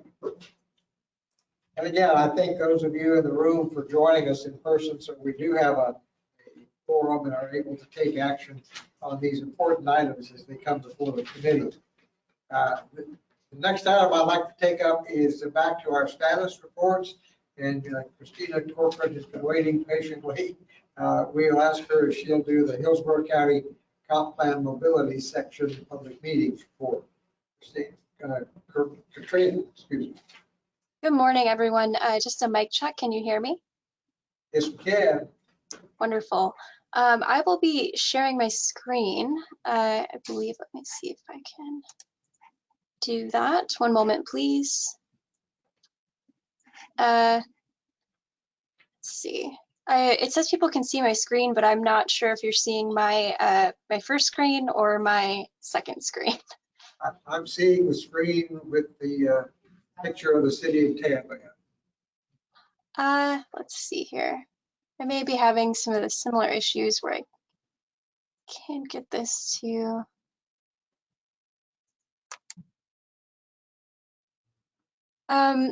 I think I'm having a similar issue to Paula earlier. Johnny, would you be able to share the project page for me? Yeah, sure, no problem. Give me 1 sec to pull it up. Mm-hmm. Would you be able to give me control back? All right, I got it. Wonderful. Thank you, Johnny. So good morning, everyone. My name is Katrina Corcoran, and I'm a senior planner with the Planning Commission. I'm also a co-lead on the update of the unincorporated Hillsborough County Comprehensive Plan Mobility section, along with Rich Clarendon of the TPO. I do not have a formal presentation today, but we did want to let you know about this project page as well as our draft language that we've been working on collaboratively with the county. So as you can see here, our project page is available. We have a project overview and scope of the mobility section. The comprehensive plan for the unincorporated Hillsborough County has been going through a phased update. As you may be aware, some other sections have already gone through adoption, and the mobility section is a part of the July cycle. So we have updated this project page again with that scope in the very beginning. As you can you scroll a little bit, Johnny? Further down to the draft language part. Thank you. So our draft language is available. So our draft goals, objectives, and policies for public review. That is subject to update. As you can tell, this was last updated on August 17th, but may be updated based on public comments and formal agency review. You are able to go ahead and submit any public comments through the end of the month, September 30th. If you could scroll just a little bit further down to that timeline, Johnny. Thank you. So we do have our timeline here. We've been hard at work on this draft language for quite a while. Our next upcoming virtual public meeting is September 9th. This is the first of 2 virtual public meetings that we would love it if you could join us for. I will be giving a brief presentation on the mobility section, and then we'll open it up to comments and questions from the public. We also have our planned Planning Commission briefing on September 14th. And we have a second mobility section virtual public meeting on September 23rd. The first meeting on September 9th is from 4 to 5, and the second meeting on September 23rd is from 6 to 7, just to provide ample time for people to join if time works better for you. It will be the same presentation on both meetings, but you're more than welcome to join one or both if you so choose. Finally, we have our BOCC briefing on September 28th. We will be coming back for a public hearing with the Planning Commission on November 8th, followed by a BOCC transmittal hearing on December 16th. We do have a public engagement portion further down on the webpage. You can sign up for email updates on the section. The public meetings are linked, so you can register for those as well. We have some future steps here just listed out. Of course, our public engagement sessions, our Planning Commission briefing that I just mentioned, the BOCC workshop, and further steps there. Our documents portion, again, there's a link to the draft goals, objectives, and policies. That is the same document that you see at the top. We will be uploading supporting documents and presentations to this page as well as they become available. I am a contact for this. You can contact me via my phone number there or my email, along with Rich Clarendon. And so we really wanted to spend this time today just let you know of those upcoming public meetings. We will also be, or I will be coming back on October 6th to have a more formal presentation to the committee on the mobility section. So that concludes my information, but I'm happy to take any questions or comments on the mobility section at this time. Great, thank you very much. I have one quick question. If this is part of the comp plan analysis, are you looking at all forms of mobility within the county? Is that the intent of this project? Yes, we are. We have done an extensive update to the current transportation language. It's currently known as the transportation element, and it was last updated in 2008. So as you can imagine, it is in need of update, and we have made it a goal to add multimodal considerations to the policy language. Good. Okay, thank you. Questions from the committee? Christine? Katina, this is great to see in development. Will it have any information about access to jobs? The mobility access to jobs. We do have some policy language on that. I can't recall anything specifically coming to mind, but we do have some, I know some policy language on that. It's fairly extensive if you look at the draft on there. So there's definitely some policy language on that. Thank you. Other questions? Any questions in the room? Any questions from committee members online? I don't know that I see everyone, but I see no hands. Johnny, are there any raised? I don't see any hands or comments in the chat.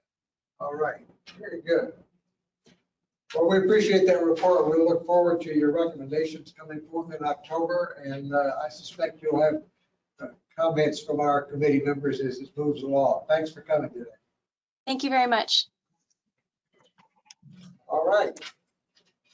The next item on our status reports agenda is the Heart Transit-Oriented Development Pilot Project. Sarah McKinley, I see you. You ready?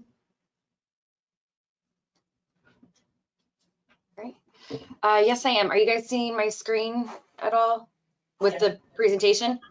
Yes, we are. Perfect. All right. Sarah McKinley, TPO staff, here again to give you a update on the Heart Transit Oriented Development Pilot Project. This has been, this was an FTA grant that was awarded in December of 2019 and then kicked off in March of 2020. All right. This is a joint pilot project. Again, it is a Heart-led grant working with the city of Tampa. Also, Hillsborough County has been working as a large stakeholder in this. And then also support from both the Planning Commission and TPO staff looking at the corridors connecting downtown and USF. As far as the goals of the study, it's largely looking at how do we protect and improve the community, build on the character that's there today, while encouraging a diverse mix of transit supported uses, so housing, access to job centers, additional shops, restaurants, those kinds of transit oriented supportive development. Also making sure that we're able to bring in a complete and safe walkable and bikeable street network, as well as looking at the context sensitivity of the different areas along the corridor, and how do we maintain those moving forward.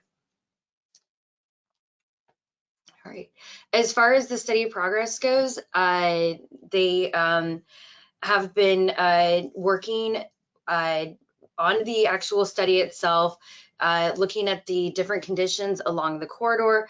There have been various working group meetings that have been done virtually throughout this study thus far.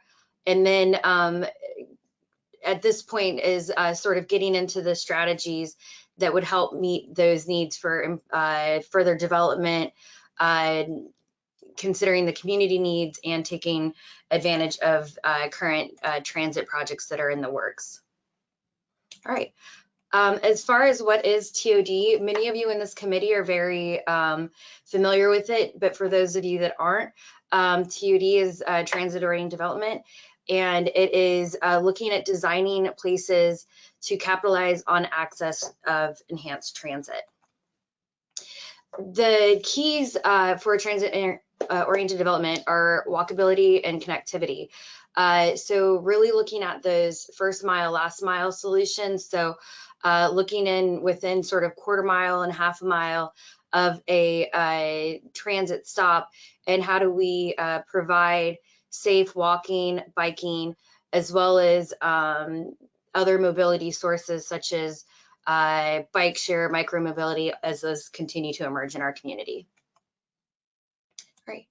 As far as where the consultant and Hart are with the study, they have done a context assessment of the corridor, also looking at a market analysis, so what's the makeup of the corridor, and then starting to again look into some more of the strategies that can be used to help the city and the counties moving forward. There are two large projects that are sort of going on simultaneously. The streetcars we know is a little further ahead, and they're aimed for funding and getting implemented. And again, that's looking at modernizing the current streetcar as well as extending it to Palm Avenue along Florida and Tampa Street. And then there's also the Hart arterial BRT study. This is a study that is being done in conjunction along the same corridor, as well as with the Heights Mobility Plan that's been going on for quite some time, looking at how do we leverage the Heights Mobility Plan with the BRT and this more policy-oriented aspect of the TOD to leverage those sort of safety improvements along the corridor as well. So again, as far as the study area goes, it starts in the southern portion of downtown, following Florida's and Tampa Street, all the way up Florida to Lineball, switches over to Lineball or to Nebraska at Lineball, and then follows Fowler Avenue over to the university area. This is again the same corridor that was chosen as part of the BRT arterial study as well.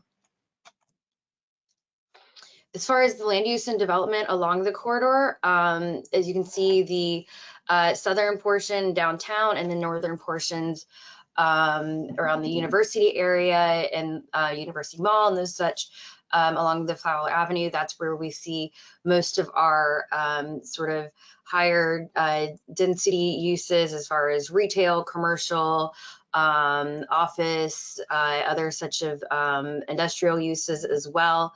As we get just south of the mall, we get more into some of the other large space post-auto development, more suburban, a lot of the car lots that we are familiar with on that portion of the corridor. And then in the middle, largely through the Heights, we see where it's largely residential with a tiny band of retail frontage the corridor through there. This area, as you can see on the left there, is sort of slated from the north and the southern portions to both be high growth areas with an 88% increase in residents and a 71% increase in employment between now and 2045. The map you see there on the right sort of shows the underserved communities within this area, and that those same areas that are slated for high growth are also where we do see the most underserved communities as well. So part of this is, as you'll see later, looking at sort of the housing affordability and how to protect these areas as well. Again, these are just two graphics showing the percent below poverty level as well as the zero vehicle households. Again, very much in line with the last two graphics as well. As far as the form and character goes throughout the corridor, you see a range of these different forms. Again, starting off in the south, we have the downtown, and then we get sort of a mix of that traditional Main Street and mid 20th century Main Street throughout the Heights. And then again, as we get north of the Heights, along sort of that Limbach corridor, heading over before we get to Fowler, you get the sort of auto-oriented community centers that sort of get into the regional centers when we get around the mall as well. So these are sort of the top opportunities for TOD that we've looked at. These are some initial suggested station locations. So nothing's really been finalized as far as these station locations go, but these are just sort of to give you an idea as this project sort of moves forward, where the sort of most potential for redevelopment and infill, and how to sort of retrofit that northern end of the corridor as well. All right, so this is going to get into some of the strategies that the consultant's been working on. And these are sort of the 3 questions that were posed for any of those of you that actually went to the workshops before. Some of this might look familiar. So this is largely, again, an update to make sure we get all the committees sort of on the same page and up to date on what's going on with this project. So again, looking at improved walking and biking, access to transit, promoting housing affordability and diversity, as well as how do we protect the character while still bringing in that TOD within the neighborhoods. All right. Again, the first one's looking at how we can make it safer throughout the corridor. These photos were both taken on Florida Avenue and are actually pretty much across the street from each other, or directly across the street from each other for the most part. The one on the right is largely, or I mean, the one on the left is largely what we see along this corridor. Today, I've walked it many times, I still do. And a lot of it is sort of this sort of no buffer between the sidewalk and roadway with the fence on the opposite side. So you're sort of just like pancaked between the two, doesn't feel very safe, not very inviting as well. And then the one on the right is one of the new developments within the neighborhood that has opened, that had the building pushed back slightly to account for that buffering of landscape, and then a more safer walking environment as well, so more comfortable as well. And then these are the existing protected pedestrian crossings in pink there, and then the 2 additional that are being planned or soon to be implemented within the neighborhood as well. As you can see, there are gaps in there that could allow for additional crossings in the future too. So these are some of the strategies that have been looked at for improving the walking and biking to the transit system. Again, speed management has been a big thing the TPO has been looking into.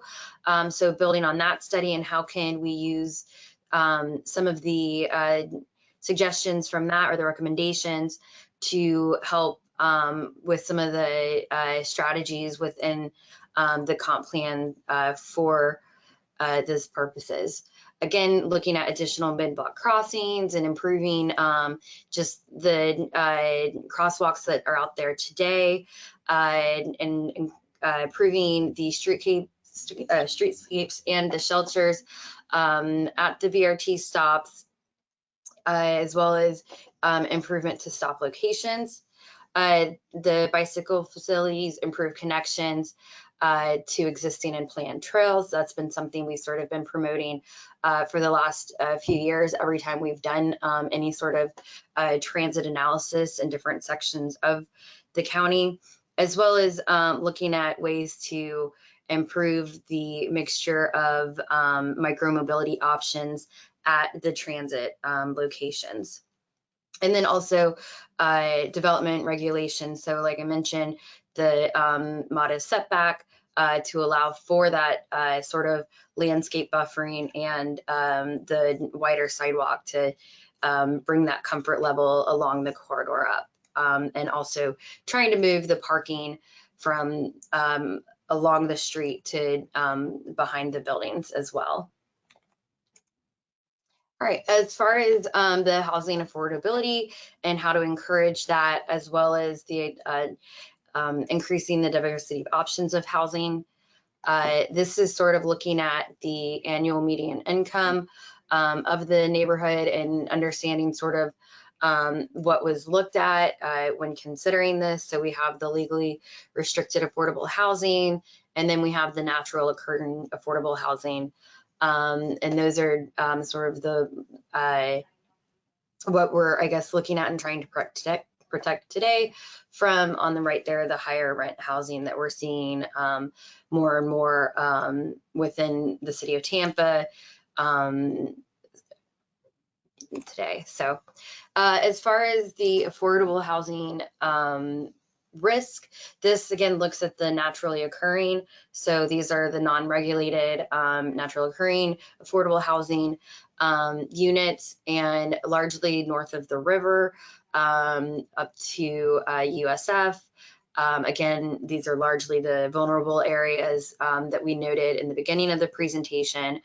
It's sort of, we see it fade off throughout the heights. And then when we get further south in the Tampa Heights area and downtown, very limited sort of availability of naturally occurring affordable housing. As far as sort of tools in the toolbox to help address this, especially when we get more into the I guess, policy portion that'll come towards the end of the study, is looking at different programs that are out there that are locally operated to help encourage building and maintaining affordable housing, as well as local regulatory options to protect the affordability of the housing, whether there's ways of capping or other means, and then also looking at sort of additional regulatory tools to streamline the process of increasing the supply. So whether through different bonuses for including or inclusion of affordable housing, those kinds of things, as well as looking at if there's funding mechanisms that are available for promoting affordable housing, and then also looking at partnerships that are out there as well. As far as the landscape of the housing along the corridor, one of the things that they found through the market analysis was that there was this sort of missing middle as far as the lower density housing. It's not quite, it's a little higher dense than the single house that we see throughout the corridor, especially throughout the heights, but not as dense that it won't, I guess, go with as some of the single family houses get redeveloped, allowing for some of these different uses. So we have the accessory dwelling uses to the duplexes, twin houses sort of separating lot lines and allowing for dual housing, the cottage court, and then we get into a little bit higher density, the townhouse courts and townhouse, and then also live work options. There's a few live work options throughout the neighborhoods today, but sort of allowing for those as well in more consistent fashion. And then the courtyard apartment complex. We have some of this scattered throughout the neighborhoods. You see it probably more in older buildings in South Tampa, but sort of bringing that concept to allow sort of that medium low density within the neighborhood. Great. And then this is our final bit. How can we encourage the development of underused and the auto-oriented sites, and then bringing the new uses to the corridor while ensuring that it still fits with what the community wishes for from today and for the future. So this largely focuses on what will be considered the TOD place types. So these help guide development and redevelopment. They give the foundation for the comprehensive plan policies and zoning. And they also give the guidance about the appropriate form and scale of the buildings, as well as each place type is tailored to fit the different contexts within the community. So these are sort of the context place types that have been developed along the corridor. As you can see, we have sort of the centers, which are those nodal aspects, which are the TOD or the downtown in the south, moving into the TOD centers within the heights, and then moving up to the urban centers in the north around the USF area. As you can see there, they have also noted an urban center at the Bird Water Street development that sort of is, I guess, an area ripe for redevelopment, as well as a lot of potential for some good density for TOD development. All right, so starting off with the downtown locations, again, the southern portion of the study area. This is the most transit-rich place in the region, and we'll continue to see infill and redevelopment within this region. It is one of the largest, or the largest regional employment center within the city, and offers lots of mixed uses, the tall buildings, structured parking, active storefronts, and the most walkable streets. All right, then we move into the urban centers. Again, we have the Palm Avenue, and that'll be included when the streetcar are redeveloped as part of the streetcar extension. Then the Bird Water Street, and then again, moving up to the university area. So this looks at sort of your mid-rise buildings within the corridor, more intense development, but not as intense as the downtown phase for larger sites. Again, those are like the Water and Bird site as well. And then again, promoting the walkable street and streetscapes with surface parking behind the buildings and those kinds of things. All right, this just shows sort of the suburban retrofit. So when we get into some of those larger lots like off Linebaugh and stuff, where we're looking at the different auto centers that could be redone, looking at buildings along the corridor, again, the parking to the rear, and then phase development of the streets and blocks. And these are just some initial or representative photos of what that urban centers can look like. All right, as far as our TOD centers go, again, these are largely looking at the more neighborhood-oriented stops, potential stop locations within the corridor. Again, these are just some photos looking at the types of buildings that either have occurred or could occur within the proposed areas. Again, looking at infill, less intense buildings, 3 to 5 stories. Again, having that modest setback to allow for not only the streetscaping, but the wider sidewalks and getting the housing or the, again, parking to the rear. And then this is sort of looking at what could be done along with Fowler Avenue, looking at some of the redevelopment that can be done along there. Again, very similar opportunities. All right, as far as our TOD corridors, these are looking at sort of in between those stop locations, as well as just off of the corridor. So this is where you again see modest step backs, improved streetscape, and then that's where sort of the missing middle comes in. And so just as we get off the corridors, allowing that buffer between the new mixed-use development, those 3 to 5 story buildings, transitioning to more of a 2-story townhouse kind of concept. That way it's sort of a phased approach and allowing for buffering between the uses. And again, these are just some opportunity or examples of the TOD neighborhoods. These are a little less intense than those. Again, off the corridors, looking at that missing middle kind of housing.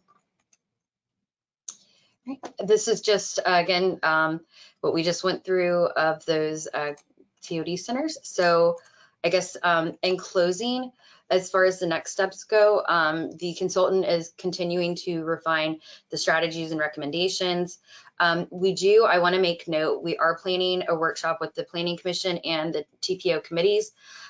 This is going to be sometime in the middle of October. So we will let you know once that date is finalized. And you will have another meeting before then. So we'll make sure that you are well aware of when that date is. The consultant is gearing up to do the Palm Avenue Station workshops.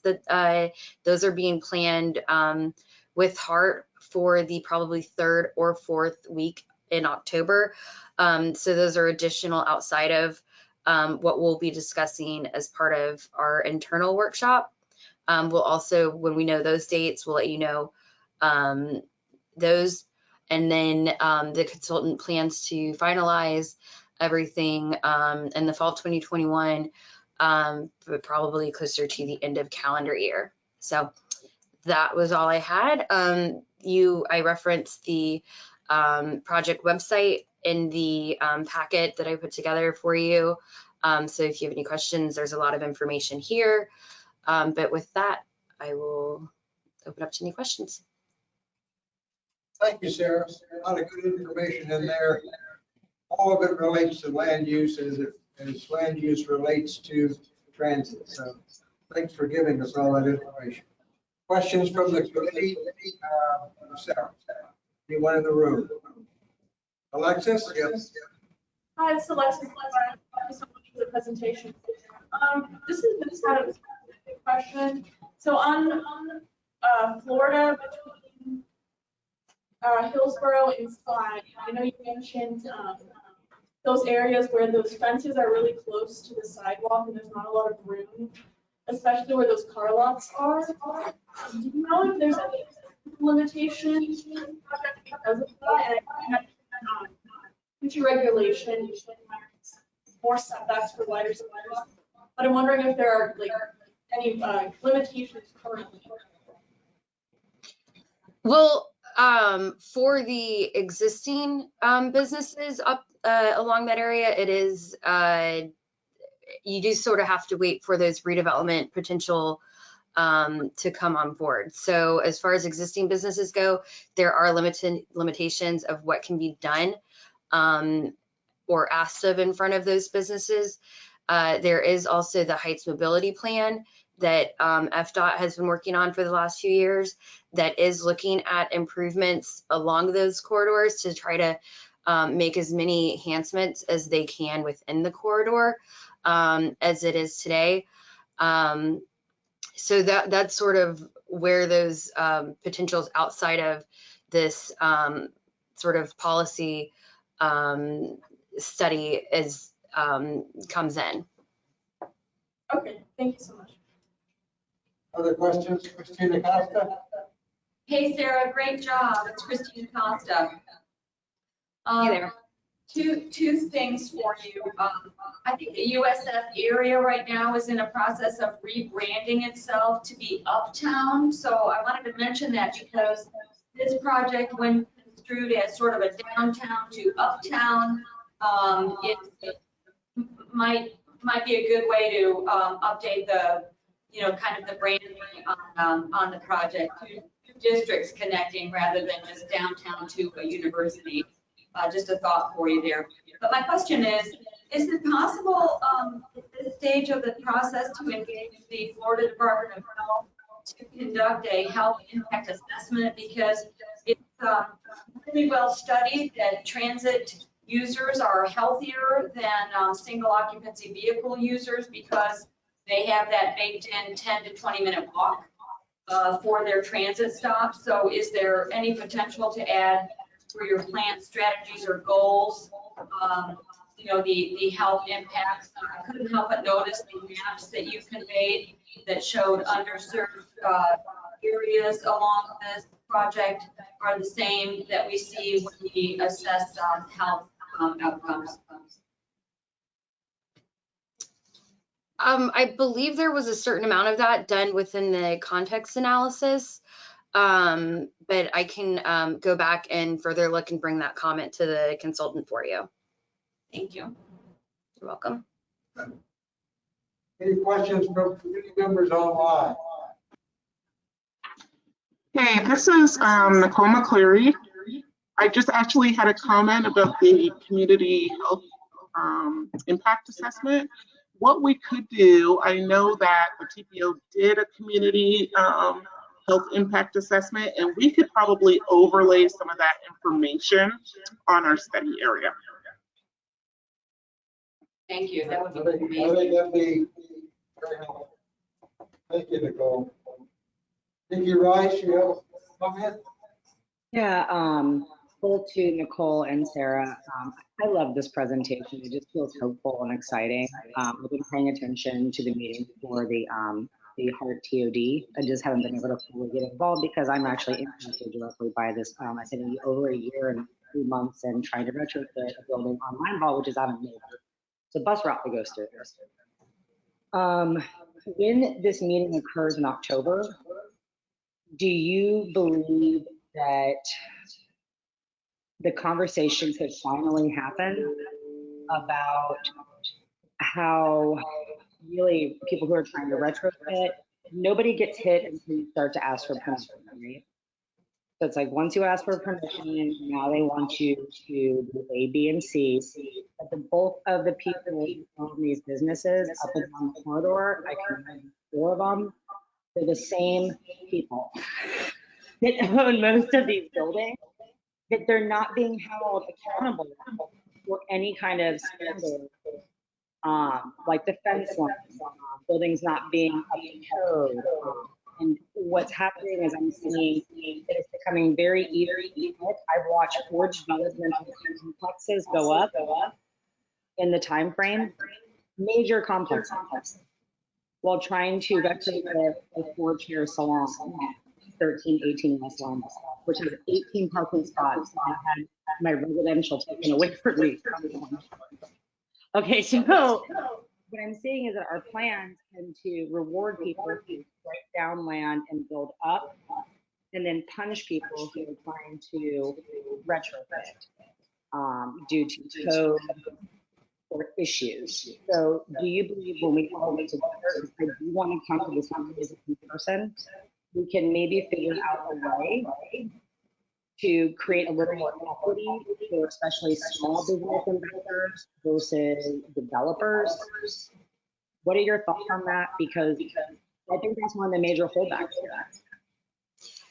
No, I think that's a great comment. And through working with the consultant, discussing what we're going to do for this workshop, I think that is a large part of the conversation that they would like to hear, because largely what I went through in the presentation shows sort of the initial strategies that they've identified, but they want to hear some more of that additional feedback that maybe they didn't hear from other parts of their workshops that they did. So that's what they were hoping to get, is some more of that additional underlying feedback from the committee members and the planning commission members. Unfortunately, due to the spikes in COVID, it probably is going to still be a virtual meeting. But we are asking that, yes, you come to that virtual meeting and bring those comments as part of it. I would request, if possible, that we strongly encourage that the building department sends a representative, because I feel that that is one of the largest hurdles. So somebody from zoning and somebody from the building department be there, because the claim constantly from the building department is safety, safety, safety. And I don't seem to think that's the priority here. You know what I mean? So I feel like we're missing people working together on this. And it's such a wonderful, the whole plan overall is really exciting. It's not often you hear me say that. I'm really excited about this. And I just feel if we don't have the right agency sitting there, it's very deterring to people like myself. If I was not in a position where that building was owned by my father, I would have gone bankrupt. Okay, and lost everything because of the building department and permitting in the city of Tampa. And I have more parking than any business in Seminole Heights, and I'm being harassed in the city of Tampa. So I really hope that we can get at least heads of agencies together on this, so that everybody is aware of this being a big part of that long-term vision plan. Yeah, we'll definitely have people from the development services from the city along at the workshop as well. Okay, thanks, Sarah. You're Thanks welcome. for that. It was a great presentation. Thank you. Thanks. Thanks for your comment, Nikki. We appreciate it. Just wanted to also say that we have been really coordinating with the city and the different departments in the city that do affect zoning and building and things like that. So we're definitely working with getting everybody in the room. So thank you for those comments. Help We me, appreciate make it. a phone call. Help me out. I just had to put an 1,100 like cubic restaurant grade ventilation system. Time out, everyone. Everyone is speaking at the same time. I don't even know who made that last comment, but I'm going to recognize Rich Clarendon, and then we'll move on. Rich, go ahead. I think that was Nicole McCleary in the last comment. I was just going to ask, look, if you're not speaking, if you're online and not speaking, please mute yourself, because we're getting a lot of feedback. And I couldn't understand half of what Nikki's comment was, so I'll catch it in the rerun. But I just wanted to ask yourself if you're not speaking. And I would also ask, remind folks that when you're speaking to ask the chairman be recognized first. Thank you. All right, Rich, thank you. Any further comments or questions of Sarah?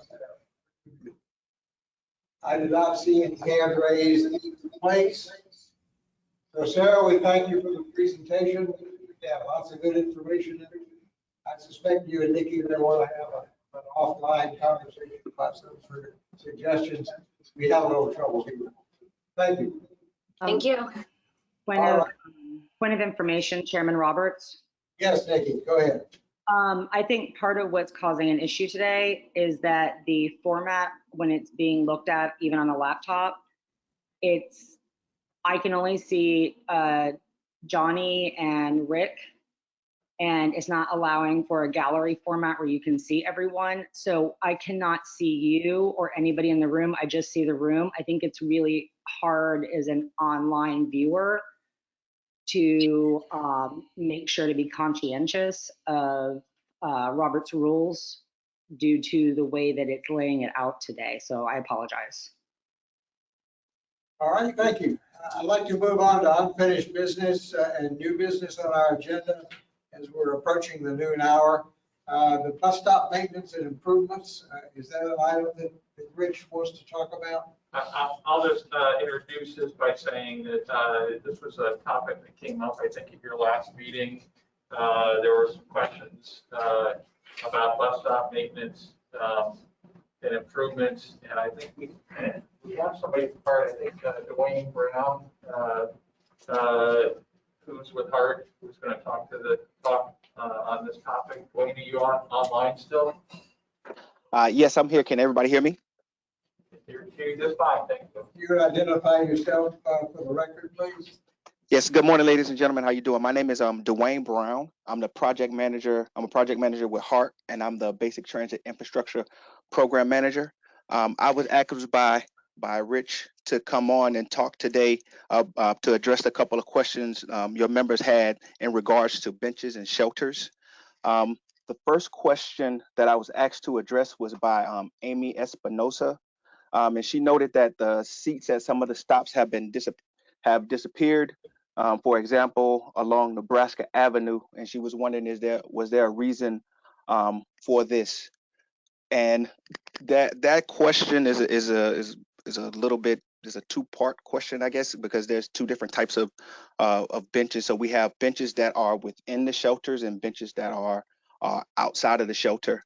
And the benches that are primarily outside of the shelter, for the most part, are not owned by Hart. So the benches that you see that are outside of that are outside of our shelters, normally for the most part, they have like advertisement on those.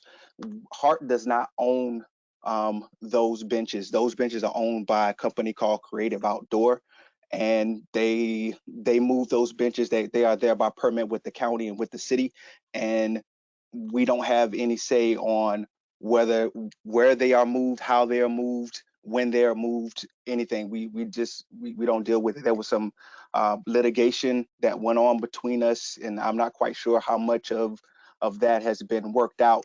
But those benches, if they've been moved or they disappeared, those benches were taken by that company, and really Hart doesn't have any say with those.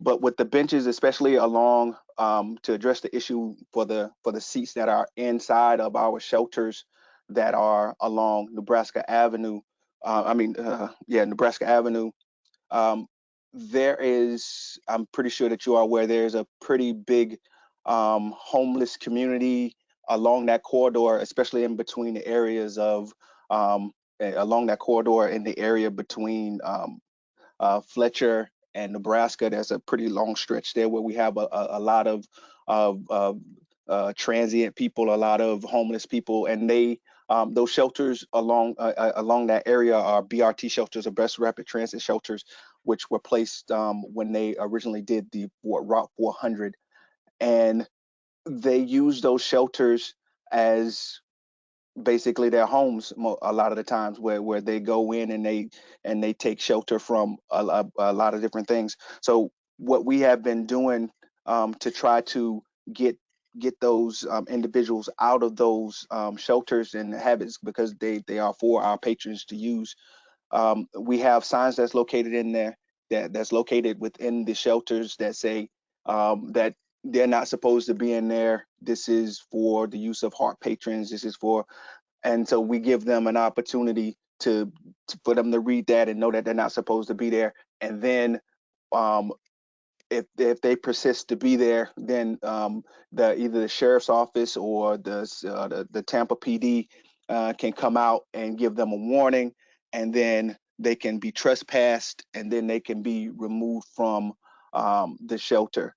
And then, but as that, again, that takes a long time to go through that process. So what we've been doing is trying to make it uncomfortable for people to be there because they want to stay there, they want to sit, they want to lounge, they want to do things in the shelter. So we remove the benches out of those shelters to kind of make it uncomfortable so that they wouldn't want to stay in those shelters. So we're trying to figure out, work with the community and work with everybody in the community to try to bring that, to get those individuals from staying and setting up shop in those shelters. So if you've been seeing our benches or our seats being removed from those types of shelters, that's the reason.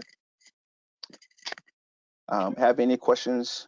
Did I answer your questions for that particular question? No, I think that's great. Amy is not online today, but I appreciate you addressing her question.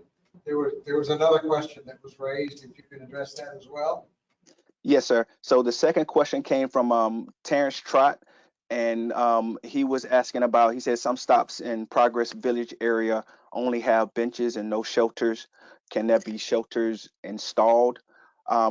In the area around Progress Village is our Route 8, and the Route 8 comes down Progress Boulevard and from 301 to 78th Street. That's the first corridor, and then it goes, then it starts going north and south along 78th Street between Progress and Causeway, which is the main areas there. So two-part answer to that question as well.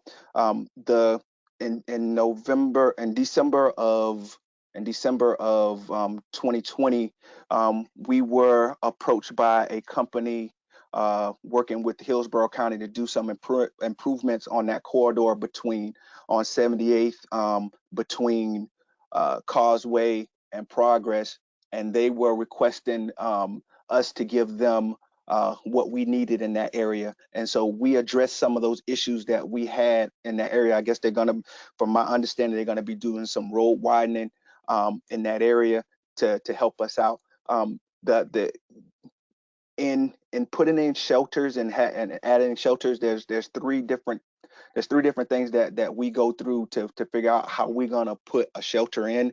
The first one is the ridership at a stop. The second is the space that's available for us to put in a stop. And the third is the availability of shelters. And to address the ridership issues, that's our number one thing. When we have stops, we have 20 or more riders. That's normally 20 more riders in a day. That's a threshold for when we want to put a shelter in a space, in a spot. We most certainly can put shelters in spots that are more logistically or more that have less ridership. But for the most part, we deal with putting in shelters at those spots. We would like to have shelters at everywhere, but we just don't have that right now. And then also too with some areas, we just don't have the space to put them in by requirements, by our design standards from FDOT and ADA requirements. We just don't have the space sometimes to put in a shelter at a spot that has the ridership and deserves to have a shelter in that spot. And then we also have the issue of we don't have our current shelter inventory is very old, and we are in the process of getting new shelters, getting a new shelter design and purchasing new shelters. However, in our current position, we don't have the inventory to place shelters out in those spots. So if there is, so currently right now, the ratio of shelters, what we have is we have about 650 shelters to cover 2,257 stops. So that ratio is about 30%, give or take a couple. And in this particular corridor between Causeway and between on 78th between Causeway and Progress, and then from 78 from going Progress up to 301, we have we have 8 shelters there with 26 stops, and that gives us a ratio of about 30%. So it's right along the lines of what we cover average for the whole entire transit system. And so if there's a particular spot what you're looking at that you want to get a shelter in, please let us know, and we can go out and do an evaluation of that stop, and we can try to see what we can do in order to get a shelter there. And we will definitely, when we get our new shelters in, we would definitely go about trying to get them out there. Did I address your questions? Did I answer your questions on that one? Yeah, Mr. Brown, thank you. I apologize, Mr. Chair. Go ahead. Yeah, that sure did. And also, I think the first question you addressed helped answer it also, possibly that some of the benches could be from that private company. Yes, sir. Most of the benches that are out there, if you see a bench and it's out there and it has a ad on it, then it is more than likely is from the COA or Creative Outdoor. We do have a company, we do have an advertisement contract with the company, but we only have 24 benches. So it's only 24 benches across our whole entire system. So the vast majority of those ad benches belong to Creative Outdoor, and we have no say in where they go and how they move them. All right. So just to give a quick background, because you weren't there, I don't think when I originally asked the question, I was thinking, the shade obviously was the most important thing from my perspective, especially during the hotter months. If somebody's standing out there in the sun waiting for the bus to come, and then you mentioned that there was like one type of shelter type. Is there anything that can be done to provide additional, protection from the elements besides the shelters that are in scarce supply right now? Right now, no, sir. We don't have anything that provides coverage except for shelters. Okay. All right. Thank you. Thank you, Terrence. And thank you, Dwayne, for coming and giving us that good detailed report. That's good information. I made some good notes. You're welcome. I'd like to move to the next item on our agenda, which is the Hillsborough Mobility Report. Rich, are you going to give us an update on that one? I will try. Okay. So I think this came up at your July meeting. There was an attachment addendum to the package. Looks sort of like this for those members who are in the room. And I think, Christine, you asked the question, what is this Hillsborough MPL Mobility Report? And it's essentially information that DOT puts together for all 27 MPOs in the state using, I guess, baseline information. Kind of goes along with the performance targets and information that Johnny presented to us over the years. But it's limited, in my view, by a couple of things. One is it only goes up through 2019, or the data is up to that point. So it's a little bit lagged in time. And the other big limitation is that it really only covers roadways that are on the state highway system or the national highway system. So it doesn't cover a lot of the locally maintained roads. And so, I mean, the most useful thing I think in it is because it is common information across the entire state for all 27 MPOs, you can kind of gauge where we are compared to some other communities. And there is some information in there on that. Compare ourselves to other large urban areas. And we're kind of right in the middle from what I gather. So anyway, that's just a very quick recap of that. And it's something that DOT publishes every once in a while. And we'll continue to provide it to you as we get it. Thank you. Good. The next item is mine too. I think so, yes. We're closing, we're just actually a little past noon. So again, this will be real brief. And I'm sorry, Amy isn't here, Amy Espinosa, to hear this, because I think this is her question as well. I'll try to rephrase it and then give the answer. This was a follow-up to the presentation we had last month on eminent domain, the process that DOT follows.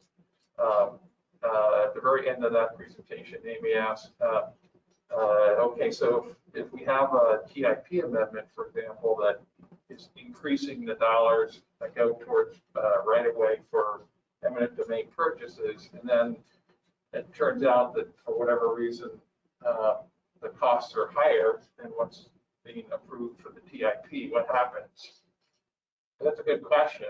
I think the reality is that as with any estimate, if the actual costs come in higher, then DOT or whoever the implementing agency is going to have to go back to Goel and find more money. And sometimes that can mean another project gets delayed, or perhaps there's money available because the project is already running into some delays. So it's really kind of a cash flow situation for the state or whoever is trying to manage a project. But suffice to say, I think we heard last month that DOT has a fairly involved process for acquiring right away their eminent domain auspices, and I think they know what they're doing. And I think their estimates are probably pretty good to begin with, so they don't have to come back to us too often with changes on the outside. Okay, so they do have some flexibility if those appraisals come back. They do. I mean, when you look at the overall DOT work program across the entire state, you know, it's up around, I think, $10 billion a year. So the impact of one single project is probably very minor. And I know they always have, I mean, their program is dynamic and moves around a lot. Great. Well, thank you, Rich, for that update. I know Amy will appreciate the response. We've actually gotten through our agenda here. It's now just after noon. Thank you all for staying with me. Thank those on the line who hung in there and stayed with us today. Thank you, staff, for the presentations and putting this together. I think that covered all of our agenda items, and I'd like to call the meeting adjourned. Thank you.